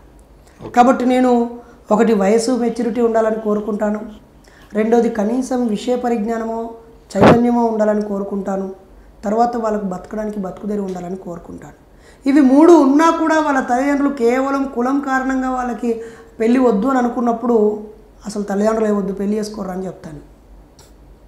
ఏ తల్లిదండ్రులు కూడా గుర్తుపెట్టుకో బ్రదర్, ఈ నిచ్చెన మెట్ల కుల వ్యవస్థలో ఏ తల్లిదండ్రులు కూడా వాళ్ళకంటే కింది మెట్టు మీద ఉన్న కులంలోనికి తమ కూతుర్ని ఇచ్చి పెళ్ళి చేయడానికి సిద్ధంగా ఉండట్లేరు. ఇది సత్యం. ఒక డక్కలి సింధు అమ్మాయిని ఒక మానవాదిగా అబ్బాయి చేసుకోవడానికి తల్లిదండ్రులు ఒప్పట్లేరు. లేదా ఈ తల్లిదండ్రులు ఈ అమ్మాయి మాలామాదిగా అమ్మాయి డక్కలి సింధు అబ్బాయిని ప్రేమించి పెళ్లి చేసుకుంటే మనకంటే చాలా తక్కువ కులం వాళ్ళు ఆ కులపోడికి నువ్వు పోతావా, మన పెద్ద కులం ఆడపిల్ల ఆ తక్కువ కులం మీదకి పోతారా అని చెప్పేసి ఉంటే ఒక మానసిక జాడ్యం ఉంది. అందువల్లే మేము పెళ్లి చేయాల్సి వస్తుంది. అలా అని పెళ్ళిళ్ళు నా వ్యవస్థ కాదు, నా వర్క్ కాదు. నేను కంటి చూపులో లోపం మీద దృష్టి అంటే ఆ అంశమే తప్ప అలా నేను పెళ్ళిళ్ళు చేస్తాను రండి అంటే సబ్ రిజిస్ట్రేషన్ ఆఫీస్లో దరఖాస్తు చేసుకున్న వాళ్ళందరూ, లేదా ఆయా పాస్టర్ల దగ్గర ఆర్య సమాజం దగ్గర పెళ్లి చేసుకునే వాళ్ళందరూ మంచిగా నరేజన దగ్గరికి పోతే పెళ్లి చేస్తారు అని చెప్పి కుప్పలుగా నా దగ్గరికి వస్తారు. కాబట్టి నా దగ్గరికి ఒక 1000 జంటలు వచ్చి ఉంటే నేను 233 పెళ్ళిళ్ళు మాత్రమే చేశాను. పెళ్ళిళ్ళు నా పని కాదు, ఆ తల్లిదండ్రులు బాధపెట్టిన సమస్య కాదు. ఎవరైనా వస్తే మొదట నేను వాళ్ళు చదువుకున్నారా, ఒకవేళ చదువు లేకపోయినా పని చేస్తున్నారా, మెచ్యూరిటీ వయసు వచ్చిందా, బతకగలరా అనేది మాత్రమే నేను చూస్తాను. నిజానికి ప్రభుత్వమే ఒక మెకానిజం తయారు చేయాలి. అది ఎస్పీ స్థాయి వ్యక్తి పోలీసు రక్షణ కోసం, ఒక జడ్జి జిల్లా స్థాయి జడ్జి ఒక న్యాయ రక్షణ కోసం, ఒక కలెక్టర్ ఎందుకంటే ఒక అడ్మినిస్ట్రేటివ్ సిస్టానికి జ్యుడిషియరీ పవర్ జిల్లా స్థాయి, ఆ స్థాయి వాళ్ళే ఒక డయాస్ని ఏర్పాటు చేసి దరఖాస్తు చేసుకున్నాక రహస్యంగానే పరిశీలించి వాళ్ళకి పెళ్లి చేయాలి. ఇప్పుడు ఒక స్టూపిడ్ మెథడ్ ఫాలో అవుతున్నారు. ఇద్దరు జంట పెళ్లి చేసుకుంటా అనగానే వాళ్ళ ఫోటోలు తీసి నోటీస్ బోర్డులో అంటించి 15 రోజులు ఉంచుతున్నారు. ఈలోపు ఆ ఊరు రిజిస్ట్రేషన్ ఆఫీస్కి వస్తారు. అది చూసి మీ అమ్మాయి పెళ్లి చేసుకుంటుందట పలానా అబ్బాయి నేను చెప్పడంతో దాడులు జరుగుతూ ఉన్నాయి. అది సరైన పద్ధతి కాదు. నిజంగానే అమ్మాయి అబ్బాయి ఇంతకుముందు పెళ్లి చేసుకున్నారా, నేర స్వభావం ఉన్నారా అనేది పరిశీలించాలి. అలాగే తల్లిదండ్రులను కూడా కోరుతున్నాను, ప్రేమించాను ఇష్టపడ్డాను అనగానే హౌస్ అరెస్ట్ చేసి పొల్లు కొట్టడం చేయొద్దు. అబ్బాయిని కూడా అవమానించడం కాదు, వాళ్ళు చచ్చిపోయినాక మళ్ళీ ఏడుస్తూ ఉంటారు. నా కళ్ళారా ఒక 3 జంటలు నాకు రాత్రి ఫోన్ చేస్తే నేను ఫోన్ ఎత్తకపోవడం వల్ల తెల్లారి శవమైన జంటను చూశాను. నాకు ఫోన్ చేస్తే నేను ఇక్కడ లేను అని చెప్పిన కారణంగా తెల్లారి శవమై పేపర్లో వచ్చిన జంటలను చూశాను. రైలు పట్టాల మీద ముక్కలైన శవాలను చూశాను. కాబట్టి చివరి స్థాయిలోనే నా దగ్గరకు వస్తూ ఉంటాయి. వచ్చేవాళ్ళు నా సంఘ సభ్యులై ఉండరు, నాస్తికులు అయి ఉండరు, వాళ్ళు ఏదో ఒక భక్తులే అయి ఉంటారు, ఏదో ఒక మతాన్ని నమ్మే వాళ్ళే అయి ఉంటారు. కానీ వాళ్ళ బంధువులు సహకరించక, స్నేహితులు సహకరించక, అమ్మా నాన్న లేక, చేస్తున్న పనులు వదిలిపెట్టలేక, డబ్బులు లేక చాలా ఇబ్బంది పడుతూ ఉన్నారు. కాబట్టి నేను ప్రేమించుకునే వాళ్ళని కోరుతున్నాను, దయచేసి ఫస్ట్ మీ వయసు పెరగాలి, మీ చదువులు పెరగాలి, బతుకు తెరుగుతూ ఉండాలి, మీ కాళ్ళ మీద మీరు నిలబడాలి, బతకాలి, మీ అమ్మ నాన్నకు వివరించాలి, అవసరమైతే కొంతకాలం ఎదురు చూడాలి, ఏటో ఒకవైపు అయినా కన్విన్స్ చేసుకొని డిసిషన్ తీసుకొని పెళ్లి చేసుకోవాలి. అక్కడ కూడా రాకపోతే మీకు తోడుగా మాలాంటి వాళ్ళు ఎంతోమంది ఉంటారు. కానీ చచ్చిపోవద్దు, చంపొద్దు అనేది నా రిక్వెస్ట్. ఈ మధ్యకాలంలో ఒక పాట వచ్చింది మీ మీద, బైరి అంటే విజ్ఞానపు దారి అని చెప్పేసి. అంటే అంతకుముందో పాట ఇప్పుడు పాట ఏంది అంటే ఏమైనా ఇప్పుడు రాజకీయ నాయకులు కదా, వాళ్ళ రాజకీయాలకు వచ్చడానికి వాళ్ళ పదవులు పొందడానికి పాటలు రాయించుకున్నట్టు మీ మీద మీరు పాటలు రాయించుకోవడము ఇవన్నీ దేనికి దారి తీస్తాయి అని ఏ రకంగా బ్రదర్ అంటే ఓ వార్డు మెంబర్గా పోటీ చేసే వ్యక్తి మీదనేమో 50,000 పెట్టి పాట చేసుకోవచ్చు. ఎమ్మెల్యేగా పోటీ చేసే వ్యక్తిని మాత్రం ఆయనను కీర్తిస్తూ పాట చేసుకోవచ్చు. సినిమా హీరోలు హీరోయిన్లప్పుడు మనకి ఏ కష్టాన్ని తీర్చని దేవుళ్ళ మీద పాటలు ఉండొచ్చు. నా మీద అభిమానంతో ఓ 2 తమ్ముళ్ళు పాటలు రాస్తే ఇది కూడా పెద్ద ఇష్యూ అంటే నేను అర్హుని, ఆ పాటకు నేను అర్హుని కాదని, లేకపోతే డబ్బులు ఇచ్చి పాటలు రాయిరి అని బతిలాడుకున్న వ్యక్తినేనా? అసలు నీ ప్రశ్న ఉద్దేశం ఏంది? ఈ పాటల వల్ల ఏం ఉపయోగం మరి? అరే నేను జైల్లో ఉన్నప్పుడు ఒక తమ్ముడు నిర్మల్ ఖానాపూర్కు చెందిన ఒక తమ్ముడు, బాదనకుర్తి తమ్ముడు, మంచి మ్యూజిక్ డైరెక్టర్. అప్పటికప్పుడే వాడికి నేనేం చేయాలి అని ఆలోచిస్తున్నప్పుడు ఒకరు ప్రెస్ మీట్లు పెట్టిరు, ఒకరు ధర్నాలు చేసిరు, ఒకరు రాస్తారోకోలు చేసిరు, ఒకరు పోస్టులు రాసిరు, ఒకరు వ్యాసాలు రాసిరు. ఎవరికి నచ్చినట్టు వాళ్ళు నా పట్ల నాతో వాళ్ళకున్న అనుబంధాన్ని వ్యక్తం చేశారు. అట్లా ఆ తమ్ముడు ద్రవిడ జాతి ముద్దు బిడ్డ బైరి నరేషు, నీ ఎంబటుంటాయి అన్న ప్రశ్నించే గొంతులని ఆడు ఓ పాట రాసిండు. నేను జైల్లోనే ఉన్నా, ఓకేనా. నా కోట్లకు ఫీజులు కట్టడానికే నా భార్యకు పైసలు లేవు, నాతో మాట్లాడడానికి రావడానికే ఆడ పెద్దగా అనుమతి లేదు. మరి నేను ఆయనకు ఎట్లా రాపించుకుంటా? ఆయన చేతిలో మ్యూజిక్ ఉంది కాబట్టి నా మీద ప్రేమతో ఆ పాట రాశాడు. దాంతో నన్ను ఇష్టపడే వాళ్ళు లేకపోతే మూఢత్వాన్ని వ్యతిరేకించే వాళ్ళు ఆ పాటని బాగా ఆదరించారు. ఆ తర్వాత మొన్న ఒక సందర్భంలో ఒక దాడి జరిగినప్పుడు ఒక తమ్ముడు, గొప్ప సినీ రైటరు ఆ రాజ్ అనే తమ్ముడు, ఆయన ఒక పాట టక్క రాసి నాకు వినిపించాడు. వినిపిస్తే నాకే కళ్ళకు నీళ్ళు వచ్చినాయి. ఒరే, నీ కళల ద్వారా ఒక మనిషిని బాగా ప్రచారం చేయొచ్చని అనిపించింది. దాన్ని ఒక 3-4 నెలల పాటు ఆ పాట గురించి నేను పట్టించుకోలేదు. అనుకోకుండా ఒక సందర్భంలో అచ్యుతరాజు, మా మిస్సెస్ ఆ పాటకి ఒక మ్యూజిక్ పెట్టి అది పాట చేశారు. తర్వాత ఒక తమ్ముడు శేఖర్ అనే ఆయన అన్ని ఫోటోలు ఎడిట్ చేసి పెట్టాడు, వచ్చింది. అంతేకాని అవి పాటలు నేను డబ్బులు ఇచ్చి రాపించుకున్నవి కాదు, లేదా అలా ప్రచారం చేసుకోవడం ద్వారా పాపులారిటీ పొందాలని నేను అనుకోవట్లేదు. ఈ మధ్యకాలంలో అంటే మరి అట్లంటే ప్రొఫెసర్ కాసిం సారు ఏబిఎన్లో పనిచేసిన ఆంధ్రజ్యోతిలో పనిచేసిన శ్రీనివాస్ సార్ లాంటి వాళ్ళు కూడా వ్యాసాలు రాశారు, చాలామంది రాశారు. వాళ్ళు నన్ను అభిమానించి పొగిడినట్ట, డబ్బులు ఇస్తే రాసేటోళ్ళ వాళ్ళు. అది అంటే ఈ విషయం పక్కన పెడితే ఈ మధ్య కాలంలో రాజేష్ రింజల్తో మీరు సరిగా కనబడతలేరు, ఏమన్నా గొడవలు అయినాయా? ఎందుకనంటే అదే రింజల్ రాజేస్తూనే లాస్ట్ టైం మన ఎన్ఎన్ మీడియాలో స్నేహితుల దినోత్సవం సందర్భంగా ఇంటర్వ్యూ రాకేష్. ఇప్పుడు ఆయనకు నాకు బాగా వెళ్ళయింది, పొల్లు కొట్టుకున్నాం, తలకాయలు వాళ్ళకు కొట్టుకున్నాం, మా భూమి ఆయన ఆక్రమించుకున్నాడు. మా ఇల్లు జాగలోకి ఎక్స్టెండెడ్ వచ్చిపోయాడు. మా తాత మా భూమి పంచేటప్పుడు ఆయనకు 20 ఎకరాలు ఇచ్చిన, నాకేమో 11 ఎకరాలు ఇచ్చాను. అందుకని మాది పెద్ద పంచాయతీ. అట్లా కాదు, ఈ మధ్యలో పూర్తిగా గుర్తుపెట్టుకో బ్రదర్. రేంజర్ల రాజేష్ అన్న, నేను, ఇంకెవరైనా మేము క్లాస్మేట్స్ కాదు, అలాగే ఒకే విలేజ్ వాళ్ళం కాదు, అలానే ఒకే కులం వాళ్ళం కూడా కాదు. అనుకోకుండా మా భావాజాలం కలిసి స్నేహితులుగా మారాం. ఆ క్రమంలో మొక్కి నొసలు వరిగిపోయరా, స్వేచ్ఛను అడిగి గొంతులో తడి ఆరిపోయిందిరా అనేటువంటి పాట నాకు బాగా నచ్చిన పాట. దేవుడా ఓ దేవుడా నువ్వు ఉన్నదన్నది బూటకం అనేది. తర్వాత బలిసినోళ్ళు పూలు పందులు పెడతారు బాపునోళ్ళు, మేమేమో కోళ్ళు గొర్రెలు పోయాలన్నారా దేవుళ్ళారా మమ్మల్ని ఖర్చుల పాలు చేస్తున్నాం అని ఆయన రాసిన పాట అద్భుతం. మా ప్రసంగాల కంటే ఆయన పాటలు ఎంతో సాంస్కృతిక మార్పును తీసుకొచ్చినాయి. అలా ప్రజలు ఆయన్ని ఆదరించారు, మమ్మల్ని ప్రసంగాల ద్వారా ఆదరించారు. చాలా చోట్ల బాబాసాహెబ్ అంబేద్కర్ విగ్రహ ఆవిష్కరణలకి రాజేష్ అన్నని పిలవటం, నన్ను పిలవటం, మరీ ముఖ్యంగా కొన్నిసార్లు అంబేద్కర్ విగ్రహం ఏర్పాటు చేసేటప్పుడు అక్కడ ఉన్న 2-3 కులాలు, మాలా మాదిగో రకరకాలు ఉన్నప్పుడు ఒక వ్యక్తిని గాయకుడిగా రాజేష్ అన్నని పిలిచినప్పుడు స్పీకర్గా కాసిం అన్నను పిలవడము, లేకపోతే ఒక చోట రాజేష్ అన్నను వక్తగా పిలిచినప్పుడు ఇంకొక సామాజిక వర్గంలో ఒక వక్తను పిలవడము. ఆ వర్షన్లో నన్ను మూఢనమ్మకాల మీద మాట్లాడతాడని, రాజ్యాంగం గురించి మాట్లాడతాడని, అంబేద్కర్ గారి గురించి మాట్లాడతాడని, పూలే గారి గురించి మాట్లాడతాడని, ప్లస్ మోర్ ఓవర్ బీసీ కులానికి చెందిన వ్యక్తి అని, ఇట్లా ఆయా ప్రాంతాల్లో ఉన్న నా అభిమానులు, మా కార్యకర్తలు కూడా అక్కడ యాక్టివ్గా పనిచేయటం వల్ల ఎవరిని పిలుద్దామని అనుకున్నప్పుడు నరేషన్ కూడా పిలుద్దామనేది నా వర్షన్. అట్లా అన్నా నేను అనేక వేదిక సాయి చందు, నేను ఇంకా చాలామంది పెద్దలు, ఒకరిద్దరని కాదు, చాలామంది మమ్మల్ని పిలిచేవారు. ఆ క్రమంలో నాకో యూట్యూబ్ ఛానల్ ఉండడం, అన్నకో యూట్యూబ్ ఛానల్ అభిమానులు ఉండటం వల్ల మా ఇద్దరు వీడియోలు రెగ్యులర్గా రావడం వల్ల మేము ఎక్కువ ప్రజలకు రీచ్ అయినాం. మాకంటే ఎక్కువగా జంటగా పాల్గొన్న వాళ్ళు బోల్డంత మంది ఉన్నారు. చాలా మంచి వక్తలు ఉన్నారు, జీలకర్ర శ్రీనన్న లాంటి వాళ్ళు, పసునూరు రవీంద్రన్న లాంటి వాళ్ళు, అలాగే మన శరత్ చమార్ నలిగంటి లాంటి వాళ్ళు, ఒకరు ఇద్దరు గాను కదిరే కృష్ణన్న లాంటి వాళ్ళు, ఎంతోమంది స్పీకర్లను చాలా చోట్ల పిలుచుకున్నారు.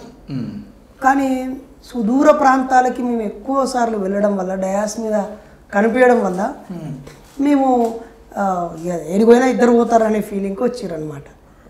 అంటే మా ఇద్దరి అండర్స్టాండింగ్ ఎలా ఉండేదంటే, అన్న నువ్వు కాన్స్టిట్యూషన్ తీసుకుంటే నేను బాబాసాహెబ్ని తీసుకుంటా, నువ్వు క్యాస్ట్ని తీసుకుంటే నేను సోషల్ తీసుకుంటా, ఇట్లా మా ఇద్దరి మధ్య అండర్స్టాండింగ్ బాగుండేది. మా ప్రయాణాలలో కూడా 1 గంట 2 గంటలు మాట్లాడతాడు అన్న. ఇప్పుడు నేను ఈలోపు అన్న స్పీచ్ స్టార్ట్ అయిందా అని నేను వెళ్ళేసరికి అన్న 1.5 గంటన్నర మాట్లాడి లాస్ట్ హాఫ్ అన్ అవర్ నాకు ఇచ్చేటాడు. నేను ఒక చోట ముందు వెళ్ళాను అనుకో, అన్న నేను వచ్చడానికి లేట్ అయింది అన్నాను అనుకో, నేను 1.5 గంటన్నర మాట్లాడి హాఫ్ అన్ అవర్ అట్లా అంటే ప్రజల్ని కోఆర్డినేట్ చేయడము, ఎంత లాస్ట్కు మైక్ ఇచ్చినా మేము మాట్లాడటము. తర్వాత మాకు వ్యక్తిగతంగా ఉన్న మానవ సంబంధాల వల్ల జనాలు ఎక్కువ మంది పాల్గొనటం వల్ల నిర్వాహకులు మాకు ఎక్కువ ప్రాధాన్యత ఇచ్చారు. మళ్ళీ ఏ పార్టీ వాళ్ళు వచ్చినా, అధికారులు వచ్చినా, రాజకీయ నాయకులు వచ్చినా మేము వాళ్ళని ఎప్పుడు డిస్టర్బ్ చేయకపోయేది. అలా ఒక కుదిరింది. ఇప్పుడు ఈ గడిచిన ఏడాది కాలంలో నేను సపరేట్గా మూఢనమ్మకాల నిర్మూలన సంఘం పెట్టడం వల్ల సంఘ నిర్మాణం కోసం ప్రాధాన్యత ఇచ్చి ఈ మధ్యకాలంలో నేను ఇతర ప్రజా సంఘాల సమావేశాలకు అందుబాటులో లేను. ఉదాహరణకి నేను ఇప్పుడు రేపు లేదు ఎల్లుండి అనకాపల్లి జిల్లా బొజ్జనకొండకి టైం ఇచ్చాను. దాని తర్వాత ఎక్కడో శ్రీకాకుళంలో మా నాయకులకు టైం ఇచ్చాను. అల్లూరి సీతారామరాజు జిల్లాకి ఇప్పుడు 15 రోజులు నా షెడ్యూల్ అటే ఉంది. ఈ 15 రోజుల్లో అన్న ఇక్కడ కోడంగల్లో విగ్రహావిష్కరణ ఉంది, నాగర్ కర్నూలు విగ్రహావిష్కరణ ఉంది, నిజామాబాద్లో ఉంది, కామారెడ్డిలో ఉంది, ఆదిలాబాద్లో ఉంది, మంచిర్యాలలో ఉంది, రమ్మంటే నేను వస్తానా? ఈ 15 రోజులు నా ఉద్యమ నిర్మాణ ప్రయాణంలో ఉన్నాను కదా. అట్లా రాజేష్ అన్న ఒక్కడే వెళుతూ వచ్చాడు. నేను మూఢనమ్మకాల నిర్మూలన సంఘ నిర్మాణానికి ఎక్కువ రోజుల ముందే ఇప్పుడు సంక్రాంతి సెలవుల్లో 5 రోజుల పాటు నేను బెంగళూరులో శిక్షణ తరగతులు ప్లాన్ చేసుకున్నాను. ఆ టైంలోనే ఇక్కడ 3-4 సమావేశాలు ఉన్నాయి. 3-4 సమావేశాలకి నేను గెస్ట్గా వెళ్ళాలి, నిజానికి తప్పదు, కానీ నాకు రాను అని వీలు కాదని చెప్పేసి అట్లా నేను నా దారి వేస్తూ నా ఆలోచనతో నిర్మాణాన్ని చేసుకునే క్రమంలో అన్న ఒంటరి పక్షాయి ఒక్కడే వెళ్తూ వచ్చాడు తప్ప మా ఇద్దరి మధ్య ఏ విభేదాలు లేవు. భూమి పంచాయతీలు, ఇల్లు పంచాయతీలు ఏమీ లేవు. ఐడెంటిటీ క్రైసిస్ కూడా మాకు లేవు. అయితే ఇప్పుడు ఇంతకుముందు మీరు అన్నట్టుగా నిర్మాణము, సంఘ నిర్మాణం, కొత్త సంఘము ఇవన్నీ అంటున్నారు. బైర్ నరేష్ అనే వ్యక్తి ఇంతకుముందు ఉన్న సంఘంలో అయినా మళ్ళీ బయటకు వచ్చి కొత్త సంఘం పెట్టుకున్నాం, నిర్మాణం చేసిన నిర్మాణం అని మీరు అంటున్నారు. కానీ ఇది ఎక్కడ నిర్మాణం కనబడదు, కేవలం నరేష్ ఒకడే హైలైట్ అవుతాడు అనేది ఒకటి మీ మీద ఆరోపణ. రెండవది ఇంతకుముందు ఉన్న సంఘంలో మీ మీద వచ్చిన ఆర్థిక ఆరోపణ. ఇప్పుడు కూడా మీరు సంఘంతో కార్యక్రమాలు పెడుతూ ఆర్థికంగా ఇబ్బందులు, అంటే ఆర్థికంగా మీరు దోచుకుంటున్నారనే ఆరోపణలు మీ మీద ఉన్నాయి. ఇవి మీరు ఇంతకుముందున్నా ఇప్పుడున్నా మీ మీద వస్తున్నటువంటి అలిగేషన్స్, వాటికి సంబంధం ఏంటి? ఇప్పుడు బైరి నరేషు ఒక్కడే కనిపిస్తున్నాడు, ఒక్కడే లీడరు, ఇంకెవరు రెండో శ్రేణి లీడర్లు లేరు అనేది మీ విమర్శ. నేను అంటాను, ఒక 2000 మంది ఉదయం 6 గంటలకి అంబేద్కర్ గారి దగ్గరికి వచ్చి నించొని బ్లాక్ సెల్యూట్ చేశారు అంటే ఒక్క బైర్ నరేష్ 2000 మందికి ఫోన్ చేసిండా, కోఆర్డినేట్ చేసిండా? 1000-1100 మంది 3 రోజుల పాటు ఒక శిక్షణా తరగతుల్లో పాల్గొన్నారు అంటే కేవలం బైరి నరేష్ ఒక్కడే వాళ్ళందరి ఫుడ్ కానీ, అకామిడేషన్ కానీ, రిసోర్స్ పర్సన్స్ కానీ, ఒక 30 మంది అతిథులను కోఆర్డినేట్ చేయడం కానీ, సరుకులు తీసుకురావడం కానీ, బ్యానర్లు, జెండాలు, ఎన్ని పనులు ఉంటాయి సోదరా. ఓకేనా? అంటే మీరు ఏమనుకోరంటే ఇంకో ప్రశ్న, ఇప్పుడు మీరు కొత్తగా సంఘం పెట్టిరు, వేరే మూఢనమ్మకాల నిర్మూలన సంఘం. మూఢనమ్మకాల నిర్మూలన, నేను మా భార్య ఇద్దరం కలిసి ఫౌండర్స్గా దీన్ని స్థాపించడం. నేను అదే అంటున్నా, మూఢనమ్మకాల నిర్మూలన సంఘాన్ని బైర్ నరేష్ స్థాపించడం, బైర్ నరేష్ కనబడుతుండు, విరటులు కనబడరు అనేది మీ మీద ఆరోపణ. ఆ సంఘం ఇంకెన్ని రోజులు పనిచేసినా బైర్ నరేష్ హైలైట్ అవుతాడు, దీనివల్ల విరటులు హైలైట్ గారు, వేరే వాళ్ళ నాయకుడిని ఎదగనియ్యడు అనేదాన్ని మీ సమాధానం ఏంటి? అది పూర్తిగా తప్పుడు అభిప్రాయం. నేను నాకు కలిసిన ప్రతి వ్యక్తిని ఏదో ఒక ప్రాంతానికి చెంది ఒక నాయకుడిగా ఉండమనే ఫస్ట్ ప్రతిపాదన ఉంటుంది. అదే నిజమైతే ఒక 2000 మంది ఒక్క వ్యక్తితోనే పని సమీకరించబడతారా? ఒక 1100 మంది 3 రోజుల పాటు మహాసభలు జరుపుకోవాలంటే ఒక వ్యక్తి వన్ మ్యాన్ షో చేస్తే పని అవుతుందా? ఎంతమంది ఎన్ని పనులు పంచుకుంటే జరుగుద్ది? అది ఆడికి వచ్చి చూసిన వాళ్ళకి తెలుస్తుంది కదా.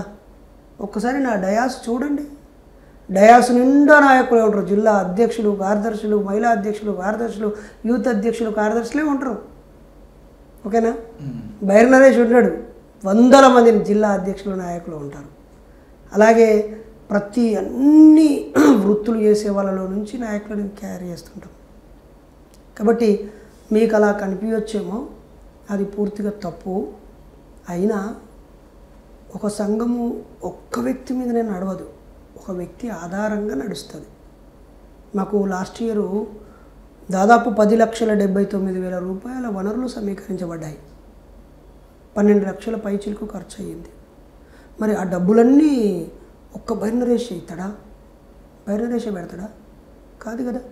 అన్ని జిల్లాలలో కమిటీలు ఉన్నాయి కదా, అవి పనులు చేస్తాయి.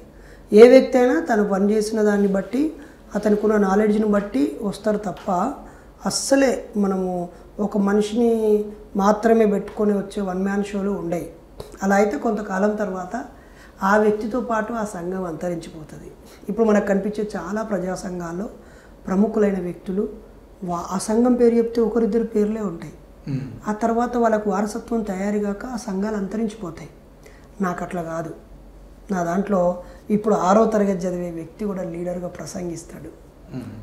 84 ఏళ్ళ వ్యక్తి కూడా ప్రసంగిస్తాడు. ప్రతి మహిళ స్టేజీ ఎక్కే ప్రయత్నం చేస్తుంది.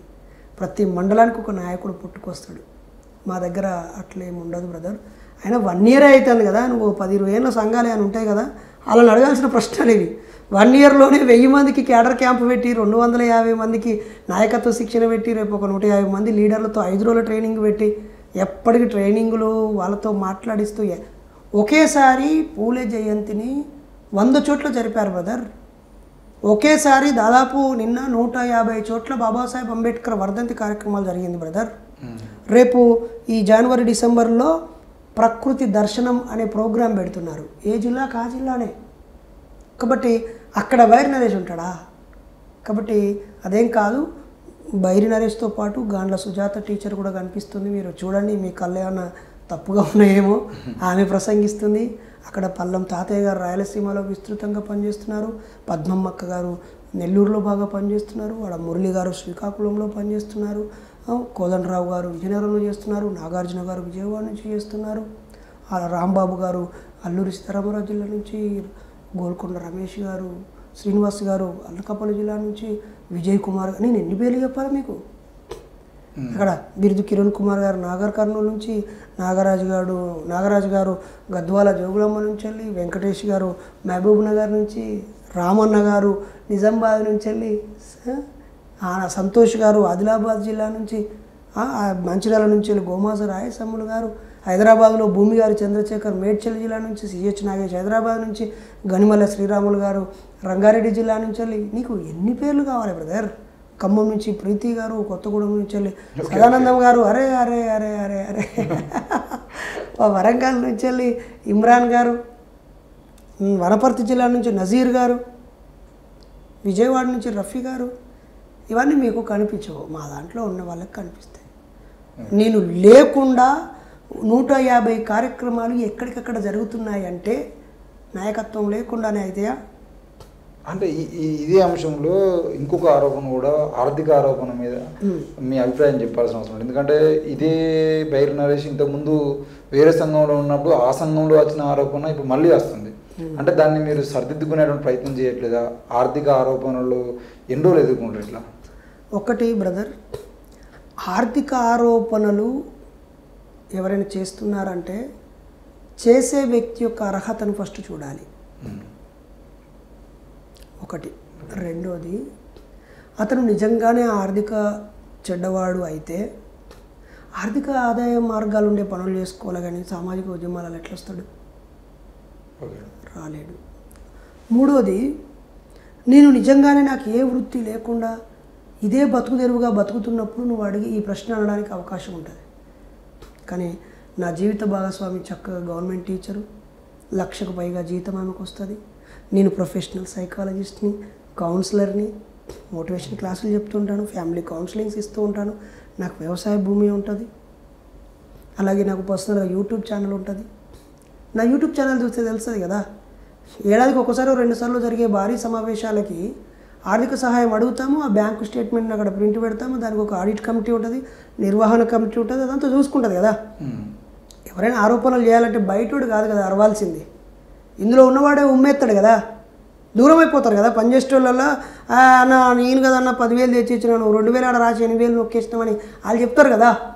మా దగ్గర అకౌంటబిలిటీ, ట్రాన్స్పరెన్సీ ఉంది కాబట్టి 100 మంది 1000 మంది మా వెనకాల వస్తున్నారు. అలా వస్తున్నారని చెప్పి ఆ 1000 మందిని పార్టీలకు అమ్ముకోవడమో, డబ్బు కోసం దండుకోవడమో, రహస్య జీవితాన్ని గడపడమో, సుఖవంతమైన విలాసవంతమైన వాటితో ఎంజాయ్ చేయడమో మేము చేయట్లేదు. ఓకేనా? ఎవరైనా ఒకరు ఆర్థిక విమర్శ చేశారంటే ఒకటి నిజమే అయి ఉండాలి, లేదా అసూయ అయి ఉండాలి. కాబట్టి ఒక వ్యక్తి క్యారెక్టర్లో అతన్ని ఏం చేయలేనప్పుడు, విజ్ఞానంలో అతన్ని ఓడించలేనప్పుడు, లేకపోతే అనుచరులు పని విధానంలో అతన్ని అడ్డుకోలేనప్పుడు ఒక పనికి మాలిన విమర్శ ఆర్థిక అంశాలు. ఆర్థిక అంశాలు అనగానే నువ్వు ఎంత నువ్వు ఈ పోయిన నెలలో నీకు 50,000 శాలరీ వచ్చి ఉంటుంది, నెల అయిపోయేటప్పటికి 50,000 దేనికి ఖర్చు పెట్టావని నిన్ను ఎవరైనా అడిగితే నువ్వు ఒక 40,000-45,000 వరకే లెక్క చెప్పగలవు. ఇంకొక 5,000 దేనికి ఖర్చు అని కూడా నీకు అర్థం కాదు.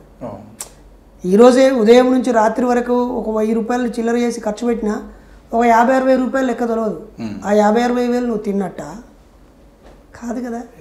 కాబట్టి మోసేటోనికి తెలుస్తుంది, నడిపించడానికి తెలుస్తుంది. ఇంధనం లేకుండా వాహనం నడవదు. కాబట్టి బాజాప్తుగా మేము మూఢనమ్మకాల నిర్మూలన సంఘానికి ఆర్థిక కమిటీ ఉన్నది. నేనే ఫౌండర్ని. నా అకౌంట్లో వేసే ప్రతి రూపాయికి నేనే అకౌంటబుల్. నేను దుర్వినియోగం చేస్తున్నా అనుకుంటే నాకు ఇవ్వడం మానేస్తారు. అలాగే నేను ఆ డబ్బులతో వ్యక్తిగత నిర్మాణం చేసుకోవడం నేరం అవుతుంది. ఒక్కోసారి చెప్తే ఫీల్ అవుతారు రాకేష్. ఒక చోట ఒక సంఘటన జరుగుద్ది, తప్పనిసరిగా వెళ్ళాల్సి వస్తుంది, రూపాయి చేతిలో ఉండదు. చాలా బాధ అనిపించిన సందర్భాలు చాలా ఉంటాయి. మా ఆవిడను పదే పదే అడుగుతూ ఒక్కోసారి నాకు నేను న్యూనతాభావానికి గురై ఆగిపోయిన సందర్భాలు కూడా ఉంటాయి. మనతో నలుగురు వస్తారు, అక్కడ తింటే డబ్బులు ఎంత అవుతాయో అని రోడ్డు మీద తిన్న సందర్భాలే కోకోలలుగా ఉంటాయి. లేదా వాళ్ళు మోమాట పడ్డా, ఇబ్బంది పడ్డా, అన్న మేము వస్తున్నాం, ఒక 1/2 kg రైస్ పెట్టండి అన్న, పచ్చడి ఉన్న పర్లేదు అనే సందర్భాలే ఉంటాయి. ఆ కిచెన్లోనే కాలు ముడుచుకొనైనా పడుకుంటామన్నా అని అన్న సందర్భాలు. లేదా మా భార్యను మా బిడ్డని మా అత్తమాల ఇంటికి పంపించేసిన, మీరు రండన్నా అని తీసుకొని ఇంట్లో పడుకుని పెట్టుకునే ఉంటాయి. ఓకేనా. కాబట్టి ఆర్థిక ఆరోపణలు చేసేవాళ్ళు ఒకటి నిరూపించాలి. ఓకేనా. గాలి మాటలు వద్దు. రెండోది వాళ్ళు చేసి చూపించాలి. ఓకేనా. నేనైతే ఎప్పుడు నాకు అందించే ప్రతి రూపాయి ఈ సమాజంలో ఉన్న మూఢనమ్మకాలు పోగొట్టడానికి, సామాజిక అసమతలు పోగొట్టడానికే ఉపయోగిస్తాను. నేను చాలాసార్లు చెప్పాను, నేను నా భార్య సంపాదించిన, దాచిపెట్టిన, లేదా వాటిని ఒక రూపంలోకి మార్చిన, అవి మా తర్వాత మా దారిలో నడిచే వాళ్ళకే తప్ప మా కడుపులో పుట్టిన పిల్లవాళ్ళకి కావు అని చెప్పేశాను. సూపర్. అయితే చివరిగా అంటే ఆ విషయం కంపల్సరీ మీ నుండి అవసరం. నేటి సమాజానికి, ముఖ్యంగా యువకులకి మీరు ఇచ్చే సందేశం ఏంటి? అయినా నేను పెద్ద సందేశం ఇచ్చేంత పెద్ద ఎవరెస్ట్ ఎక్కినోని కాదు, లేదా ముఖ్యమంత్రి అయినోని కాదు, ఎమ్మెల్యే అయినోని కాదు, లేకపోతే ఏదో కార్పొరేషన్కి చైర్మన్ అయినోని కాదు, ఏదో పెద్ద అచీవ్ అయినోని ఏం కాదు. యువతకి ఏం సందేశం అంటూ స్పెషల్గా ఏం లేదు. కానీ డియర్ యూత్స్, ప్రపంచంలో అత్యధిక యువత కలిగిన దేశం అని సంబరపడుతున్నాం. ఆ యువత తుపాకీ పట్టుకొని బార్డర్లో నించునే ఉద్యోగం కోసం, అంటే ఆర్మీ ఉద్యోగం, అక్కడ టెక్నికల్ నాలెడ్జ్తో పని లేదు, రక్షించడము, గన్ను పేల్చడము, భద్రతకు సంబంధించిన ఒక ఉండాలి, అక్కడ బలంగా నిలబడాలి. చాలా గొప్ప పని అది, త్యాగంతో కూడిన పని. దానికోసం పరిగెడుతూ చచ్చిపోతున్నారు ఆర్మీ సెలక్షన్స్కి.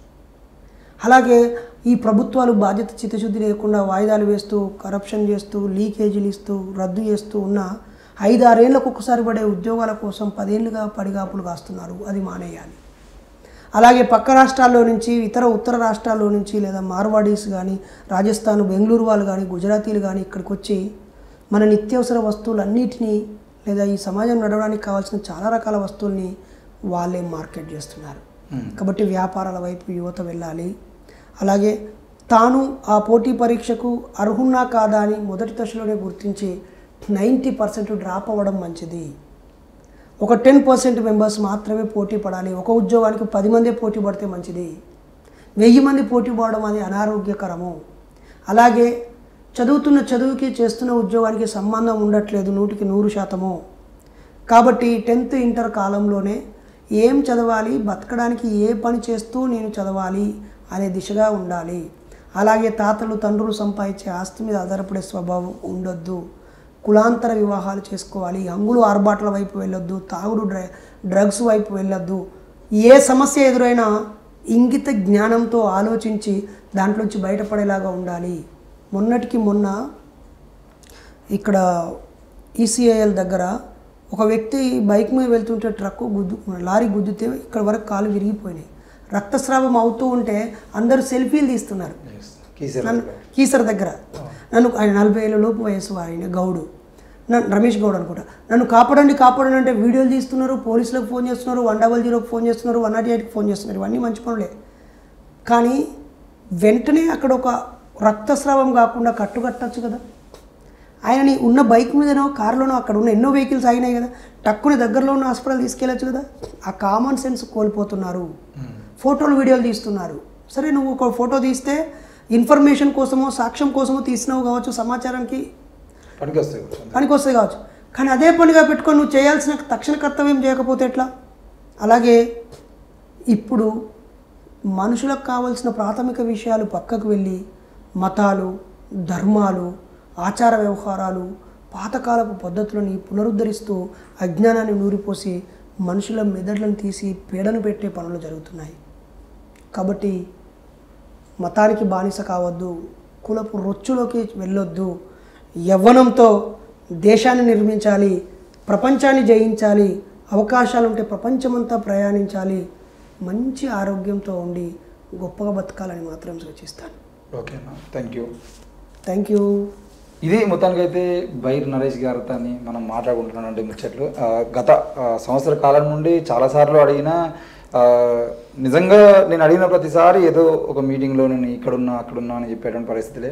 1-2 సార్లు ఆయనతో ఉన్నటువంటి తమ్ములతో కలిసి 1-2 సార్లు కలిసే ప్రయత్నం చేసిన. ఇంటర్వ్యూకి సంబంధించిన విషయంలో ఈ వాతావరణ పరిస్థితులు ఇంకా చల్లవలేదు కాబట్టి ఆగుదామనేటువంటి పరిస్థితిలో ఉండేది. అయితే ఈరోజు చెన్నై నుండి తిరిగి వస్తున్నటువంటి క్రమంలో హైదరాబాద్కి రావడం సమయానికి అంటే మన ఆఫీస్ మీదకి వెళ్తున్నా అని చెప్పేసి అన్న పిలవడం జరిగింది.